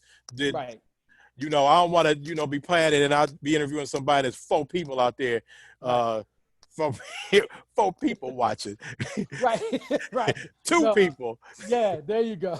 But I'm telling you, Zoom, I do again, but let me tell you something. That experience from doing Urban Flicks live, because live is no joke, man. You can't stop and say, let's do it all over again. It is what it is. And, doing it with you, maybe, because I had done other shows, I had done some other, but they weren't live. And so doing Urban Flicks live, I had done radio, but it's radio, they just hear you. That's a different thing than when you're actually on camera. So that probably was another step in getting me to, to doing more visual things and just being comfortable at talking. Because man, people still ask me about Urban Flicks. We ain't even gonna go through that again, I know. I still get the same thing that Urban Flicks was an outstanding show. It was before its time. Back when I was at Kent State, I was able to do another show that I created. And the next thing you know, MTV came out with their music show. And I started looking at Entertainment Tonight, and I kind of patterned Urban Flicks after that. And it just blew up, man. And you were a part of that. You were just a regular. And Nicole Ward and I, we did what we had to do. And then you started doing stuff out in Los Angeles, and you were our guy, that to fly out there and get us all the interviews and everything. And that rivaled everything that anybody else was doing. And then we had the Motor City Kitty. Had the Motor City Kitty. Robinson Ball. Oh man, we had a crew there. Robin was awesome. She was rocking the radio and also doing Urban Flicks. And it's fun, to be able to create some things just like you created Chill Talk right now. Who knows what is going to be years from now? Right. You cash apping money to funneling your way right now. Next year at this time, you could be bigger than life, man. It's just like those are the type of things that happen just like that, man. And since you brought that up, I've been telling this before. A lot of people who are not able to do a lot of the things they do because of the DJs, man. It's been DJs spinning live on social media because the clubs aren't open. So Right. I implore anybody, when you see DJ Ellery or you see a lot of Mark Cox, the gifted one, he's on there spinning. Yeah. When you see, Pac-Man, Right. the club's not open. So if you jamming with them doing their little mix things and they throw up their Cash App, throw something in there, man. Cause the DJs get us through this quarantine, man. So Right. if they spinning and if we watching it and jamming, right. and if they throw up, man, throw some coins in the tip jar for the DJs. They working out here. And a lot of the DJs I watch all them DJs. Right. They get me through this thing, man. So no doubt. But again, I want to say I put the link. Go ahead, somebody on Pippa is saying definitely do Friday. So we may have to see if we can do a Friday thing as well, in addition to our regular Zoom. Yeah, I would do that because that's the only way I caught it. I mean, I was able to, I don't have anything else to do right now, Jill. So it's a Friday and I'm just enjoying everything, man. So if you could go ahead and commit an hour or so, doing your Fridays, we'll call it Good Friday with Chill, And 1 o'clock, I was a little concerned, Zoom, about the 1 o'clock time, because 1 o'clock is the time that Cochise said he'd be able to do it. Right. So, I've never done this early in the middle of the day, but I guess a lot of people all quarantined in. Right. And the one thing about the weather is still kind of chilly outside and nobody's really getting out right now. But you do it next week, man. Next Friday, We'll see. I'll see if I can get somebody special. Get somebody special. If I can top Cochise. Oh, yeah. I got some people in my Rolodex, though, right? You got some people in your Rolodex. Hey, I saw Halle Berry doing some stuff the other day. I know you got her phone number, so maybe you want to bring her on. I ain't bringing up HB unless you see her on there. So we not. Oh, wait, Zoom. Listen to this. Who we got in the building? First of all, we have legendary Cleveland comedian Courtney G in the building. Courtney, yeah, what's up, listen brother? to who's joining us right now. Nice. We have a WZAK DJ, slow song playing legend, the one and only Jeffrey Charles is in the building right now. Oh, man, that's awesome. You know what? It's so much history in Cleveland. Everything funnels through you, Chill, because you go back to the hip hop area. You are able to just bring everybody together. I don't even know how you know everybody. But do you sleep? Because you ask me that all the time. Man, right. Do you sleep? But yeah, we had, I am so excited right now to be able to come on with you live. And for everybody that comes on, you got Charles and all these other names. These are historical names historically in Cleveland. It's history Cleveland. So we got Jeffrey Charles, bruh. I got the link. If you can scroll through and find the Zoom link, bruh, please come on in. Yeah. Courtney, I need to talk to Courtney G. Courtney, let me tell you, Zoom, Courtney G, and anybody, you see this, I can put the link, but if you just scroll up, you'll find the link to come on in the Zoom. Have him come on. Courtney, let me tell you what Courtney G did. Courtney G wrote a new book, right? And he has all these, he's recollecting like some true things that actually have occurred. Me and Courtney hung out a couple times in Hollywood. And so Courtney has taken an event that happened in Hollywood. Okay, how about he changes everybody else's name, even his own? He got a different name for the book. Right. But why is my name? I'm me. I'm Kevin Emcee Chill Hearn. And he's recollecting a true story that happened when we were hanging out with Vinland and Hallie at the bowling alley. And he has that. And somebody said, Chill, do you know you in Courtney G's book? And he mentioned you by name. I'm like, wow. But he didn't mention his own name. He got a different name in the book. I'm like, I got to talk to Courtney. I mean, yeah, I got to talk. Man, yeah, definitely. And see, this is a great forum that you're able to just bring everybody in to our homes and to our bedrooms or whatever you're doing right now in our kitchens. This is good, man. So thank you so much for this. I appreciate you, Zoom. That you laid on us today. You know, good Friday with Chill. See, I already got it.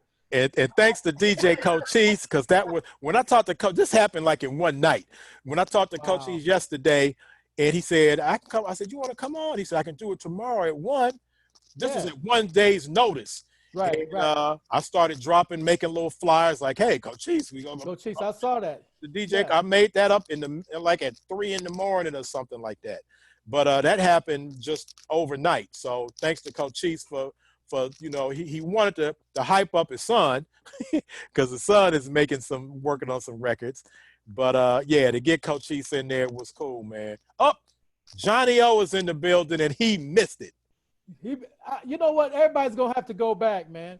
Y'all think you had something like 70 to 80 people watching? I mean, off of something that we just started repping yesterday. But you're recording this, so it's a lot more people are going to have an opportunity to watch it on YouTube and Facebook and everything. So, Johnny O, thank you, man. You're another Cleveland legend. They talked to you about you a lot. Oh, we talked you up. Johnny O, if you can get in, bro, I got the link. I can put in there, but if you scroll up, you can find the link. Come on in with us, and anybody else, Courtney, I don't know if you're able to get in with us, but whoever wants to get in, do so. I'm gonna put the link up, even though I know y'all can just scroll up, but I'm gonna put the link in. But for me to put the link, I gotta do a whole bunch of Zoom. Could you do me a favor? Just talk to the people real quick. Let me. I gotta do some stuff to get the link. Go ahead. I want to just say, everybody that is out there, make sure you stay safe during this pandemic. We want you to make sure that you stay safe. I love the fact that you're staying at home. Continue to watch Channel 8 because we have all the information that you could possibly want. That's where I'm at now. I've been at Channel 8 for 35 years, and I happen to be on vacation this week, and I'm having an opportunity to just lay back and relax a little bit. But make sure that you stay safe. Our people are dying at an alarming rate. You got to have masks on. You got to do all of those things: the gloves, the mask, the distancing. Please, I'm very passionate about this because one of the things that I cannot get sick. If I get sick, they shut down Channel 8. So I work from here and I drive from here to Fox 8, from Fox 8 back to here. So April does, my wife, God bless her, she does all the shopping and everything. So we want to make sure that you guys stay safe, man. We don't want to lose any Kent Staters or don't lose. That's right. But the Kent State family has showed up today. Oh my God. Yeah, they did. I'll tell you that you guys showed up. And I love the fact over the summer I went to homecoming and it was the most people I'd ever seen Black at Kent State. So hopefully this year homecoming, everybody should come back. Chill, yes. You could be the Mark Bassett, Mark Bassett think he's in charge of the homecoming. But they've been trying to get the numbers up for years. So finally it's come to a head that they've gotten the numbers up at Kent State. So much love, Kent State and all the friends, and God bless you, God keep you. Chill, thank you so much, man. Thank you, Zone. Thank you. Please be that person. All right. Hey, Zoom, I love you, man. We love go get too, together, brother. Bro. And we just play some golf. Yeah, that's right. We'll get on that golf course. All right. Richard right. Zoom Scott, y'all. We have Courtney G. We got D. Loran. We got some other bro. Steve Harris. Okay, I put the link back in there again, guys. So Steve, if you see the link, go ahead and jump in on Zoom or anybody else. Johnny O is trying to get in, but I threw the link back up in there. So anybody who sees the link, if you want to come in, come in. Other than that, I'm gonna shut it down in a little while. But because I'm hungry. But Lee Harvard up in here, I see you, Pippa. But yeah, if you want to, anybody, I'll just put the link in there again. I'll give it a little while to get you back in there. It was good to have Zoom. Did you see my Sans Rob Ross jump in there? He a wild boy. He in Orlando with the palm trees behind him. But that's He was getting ready to get crazy, wasn't he? yeah, he was. Because that's how Rob. Hold on. We don't need some stories. That's how Rob does it. So yeah. But yeah, bro, Steve, I see you out there, bro. Johnny O said he thought he was in. Okay, Steve is trying to come in. So we're gonna get bro Steve in the building. Bro Steve is in Los Angeles. He's in Hollywood doing big things. So bro Steve has his own station, network. Man, bro Steve running things in Hollywood. So it'll be good to get him in there. I think Zoom is leaving us. He's probably going to get April to shut it down. I don't know how the hell Zoom is a Emmy Award winning producer, and he got to get my special April to turn off the doggone computer. But anyhow, so we have bro Steve. And again, while we're waiting for bro Steve, we got BD. Brian Hawkins. Zoom, the alphas is starting to show up now. We got Brian Hawkins popping up. Hey, boy. We got BD. We already had your boy Smooth up in here representing for the alphas. But yeah, but a whole bunch of Kappa showed up today. But Kent State just showed up in and of itself. So waiting for everybody's in lockdown right now, Chief. Yeah, so and I think that's why that's Friday, Mike. We got Sabrine. Sabrine is watching. But yeah, we have I think so Friday, Zoom, you might have convinced me. See, you did it again, Zoom. I did it again. You got me. See you. You're gonna be on every Friday at 1:00. So make sure you go ahead and get those flyers together. For your graphics, they say, what did I say? Chilling with Chill. I'll go back and look at it and see. Whatever I said, I'll look at it and see. Good Fridays with Chill. Fridays with Chill. Good Fridays with Chill. Because we need every week. We need a good Friday. We need I need positive vibes flowing into the weekend. We need everything that's going on to just bring our people together and have great conversations. Like I said earlier today, your vibe with Cochise was awesome. You brought back so many memories of Kent State, walking around the campus. I mean, it was phenomenal that we had that many people on the line with you today, and just bringing up those memories of life, love, which was a lot at Kent State.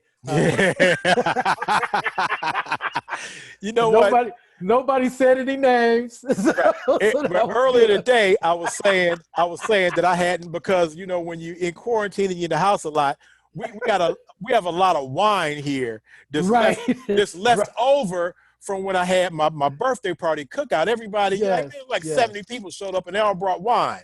So you got. And I'm not really like a wine. I drink beer and some liquor. But if my mama watching, I don't drink liquor. Right. I had her party. I start busting up bottles of wine, and I'm saying, man, I haven't drank this much wine since college. The wine is a whole lot different. Yes. That's because right now I'm drinking some wine that got like a French name. That's right. Yeah, Sauvignon. Cabernet Sauvignon, Chardonnay, woo woo wee wee. Okay, back then, it was Mad Dog 2020 and Richard's Wild Irish Rose. Oh, no doubt. And them was your two choices. Those were your two choices, and you had to cut it with 7-Up. And some ice. and washed it down with beer Man, we were crazy. and And pizza. that's funny. Who was that mentioned earlier about the? I think it was Chiefs mentioned about the because everybody had got those Mike Lilly in the building. those opportunities that Kent State sent you those checks, and we would come down and everybody would get their check, and the money was gone, but everybody's refrigerator was full for the first 2 or 3 months. Man, it was awesome, but we all made it work. Yeah, And, yeah. Good days, man. Good days. And man, my being at Oscar Ritchie Hall, not just for the parties, but actually for the lessons. Right. That changed my life, man. Just getting that mine knowledge too. from the Pan-African Studies Department and being able to talk to people like Dr. Crosby and Dr. Fran Dorsey, Dr. Tim Moore. Well, all them wasn't doctors when we was there. No, they weren't. But I got to shout out my man, Dr. Taimu. Hey, let me tell you something. I love this class. Let me tell you something. I took Kiswahili. It was one time that I had psychology and sociology the same time. They told you not to take psych and social at the same time. Right. So I took Kiswahili to get the easy grade. Right. Do you know I got an A in all the classes except for Swahili? I got a C in Kiswahili, and I had to cheat to get that C. I tell you, I transferred in spring of '79 from the University of Toledo. Mike Lilly in the building. Mike Lilly, my man. They said, okay, you take your courses over at Satterfield. And so I went to Satterfield. I saw nothing but white people. I was like, where are all the bras? And then after I didn't do that well in that class, they said, man, everybody takes their foreign language and English over at Oscar Ritchie. I'm like, well, that's where I'll be. And so, and Dr. Taimu and everybody, I ended up doing very well. And his wife was teaching, Mama Taimu. Mama Taimu was teaching Swahili. The only Swahili, and I saw him at this historical event that we were at about a year ago. I saw him. I always walk up into him and I say, Yambo Kaka. That's the only words that I got. That's all you remember? That's all I remember, man. That's all I remember. Okay, at least I remember a couple more Swahili phrases than that, Zoom. But I took 1 and 2. Did you take 1 and 2? Oh, yeah, I took 1 and 2. I loved it. I took 1 and 2. That was the place to be at Kent State. You felt a sense of pride walking through our Dr. Archer Ritchie Hall. Yeah. With everything that one of your frat brothers, Oscar Ritchie. That's right, 06. And it was good. It was very good to have that. And Billy Fields' wife just said to tell you hi, Zoom. Billy Fields' wife. Hey, how you doing? There, she told me to tell you. I tell you, Zoom, you getting all these shout outs. Billy Fields. Now, I got to tell you, Billy Fields was my roommate. That is right. Billy Fields was my roommate. And he was your roommate. I forgot about that. He was my roommate, and we had a ball. And I remember when they were all coming together and said we gonna pledge Kappa, and I said, go for it. I really did. And you guys told me the rest of the story that I didn't know. That after I left, you guys really took over, because that was a big line of Kappas that came through. And so it was between us and you guys. We did a lot of nonprofit stuff together. Remember, we played that basketball game. We raised some money. I forgot. We raised some money. But we raised some money. We had the Alphas and the Kappas. Yeah. And Hallie was at that game, Zone. HB was at that game. She might have been like 15. Wow. Hallie was at that game. She was the first time we saw Hallie, she was standing outside of the cafeteria in the student center, and everybody was just gathered around her at that age and was like, "Who is that?" Yeah, even at a young age, she was extremely good looking. She looked different than everybody else, even at that. I mean, but I've known Hallie since we went to elementary school. Oh, see, I didn't know that. Yeah, where they talked at Bedford, but they Lee Harvard. her and Heidi, they was Lee Harvard. They went to Adlai Stevenson with me. Right. And so big shout out to Heidi Berry. Heidi, yes. And again, I have to tell everybody knows that my connections that I've had with Hallie, and even though I knew Hallie, I didn't know her because she was younger. Right. And but the connection that I had later in life was all due to Vinland Beckles. Yeah, Vinland. So Vinland held my hand through that whole Hollywood thing. Right. I wouldn't have had hardly any of these connections that I end up getting if it wasn't for Vinland Beckles. So that's my sis. Big ups. I don't know if Vinland is. I know she was on, but I don't think she's on now. But yeah, Vinland walked me through that Hollywood thing and introduced me and reconnected me with Hallie. Yes. And so big ups to Vinland Beckles. That's my sis. And the thing about you did her birthday, you DJ'd at her birthday party, right? Okay. Oh yeah, I did. Okay, you but did. No, here's what happened. The first time when she had her 40th, which was off the chain, it was on top of the Kodak building, where they have the Academy Awards. And I wasn't the DJ nor the MC, but you know, after a couple of drinks, and there's a microphone available, I will find myself to it. Right. It looked like I was the DJ and the MC for her 40th. And it was because of that Hallie, after it was the chill takeover of Vinland's party, that Hallie was like, I want him she had a New Year's Eve party in her backyard. And so she had me come and do her New Year's Eve party. And then I was the MC for Vinland's next when she had it. So I was officially the MC for the second one. The first one, I was just a drunk dude on the microphone. But you know what? When you're in front, when you're an entertainer, an open mic doesn't mean anything to us. We could come right up to it and start talking or emceeing or whatever the situation is. That's right. We're never afraid of the moment because we've been in front of millions of people, talked to millions of people, stadiums, things of that nature. So it's always I feel comfortable on the stage. Or in front of a television camera, or today in front of Zoom. People ask me all the time, man, Zoom on Zoom. Do you have stock in it? Hey, Zoom, I have to stop right now because I have to acknowledge somebody that just joined us. Good. Just watching, and we talked about him. And if it wasn't for this person, Cochise wouldn't be talking about any of this. I can't wait. We have the one and only, the man who made WDMT FM 108 possible.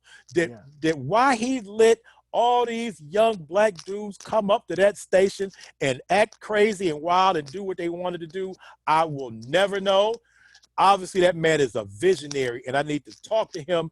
But we have the one and only Dean Rufus in the building. Dean Rufus is watching. Dean, big bro. Dean, you know we need to talk to you. First, J. Cool, is that we got to get you for the hip-hop documentary. We can't do the history of Cleveland hip-hop without Dean Rufus.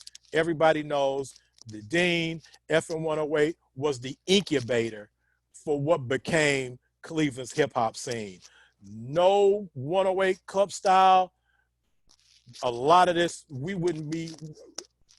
I might not be sitting here talking right now without the efforts of Dean Rufus and the things that he put into place. And I really need to know what is even do to do stuff like that, because that's not something a regular person would do.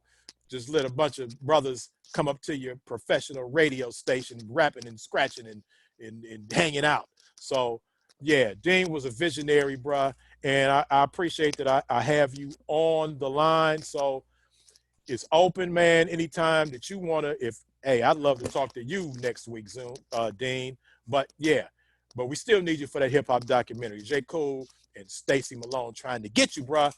But yeah, but people on the line is like, oh shit, Dean Rufus. DJ Ken is like, man, Dean Rufus is in the building. Crazy D is saying, Mike Vasquez, my man, what's going on? Anyway, but Zoom, I don't think that, I think bro Steve he said he has to do an interview. So I think me and you done shut it down. All right. And so Zoom, I'll think about doing this on Friday. But again, I got to tell y'all, because we're not at the station, I can't, normally Chill Talk runs off of the commercials. Exactly. Run at the radio station. And because of the quarantine, we're not at the station. So I'm just doing purely podcasting.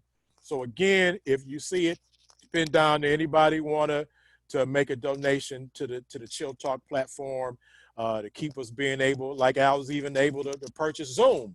So we can have this format.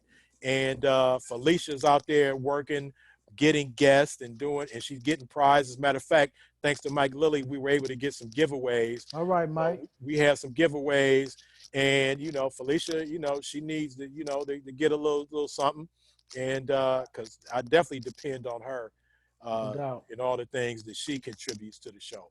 So. If you get a chance, drop some coins in there, guys, is watching. You had a great show. You got to talk to Cochise. You got my man Zoom, Crazy D. You even saw my Sans Ross chilling in the sandbox, as he said.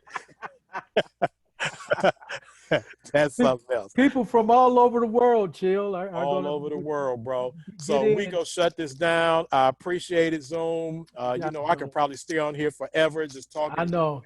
And everybody else. Yes. But we got to shut it down. So all right. Everybody that was watching, I appreciate you guys. Zoom, I'm going to shut it down with you. Okay, Get out of here. Peace. Peace. Peace. We out, guys.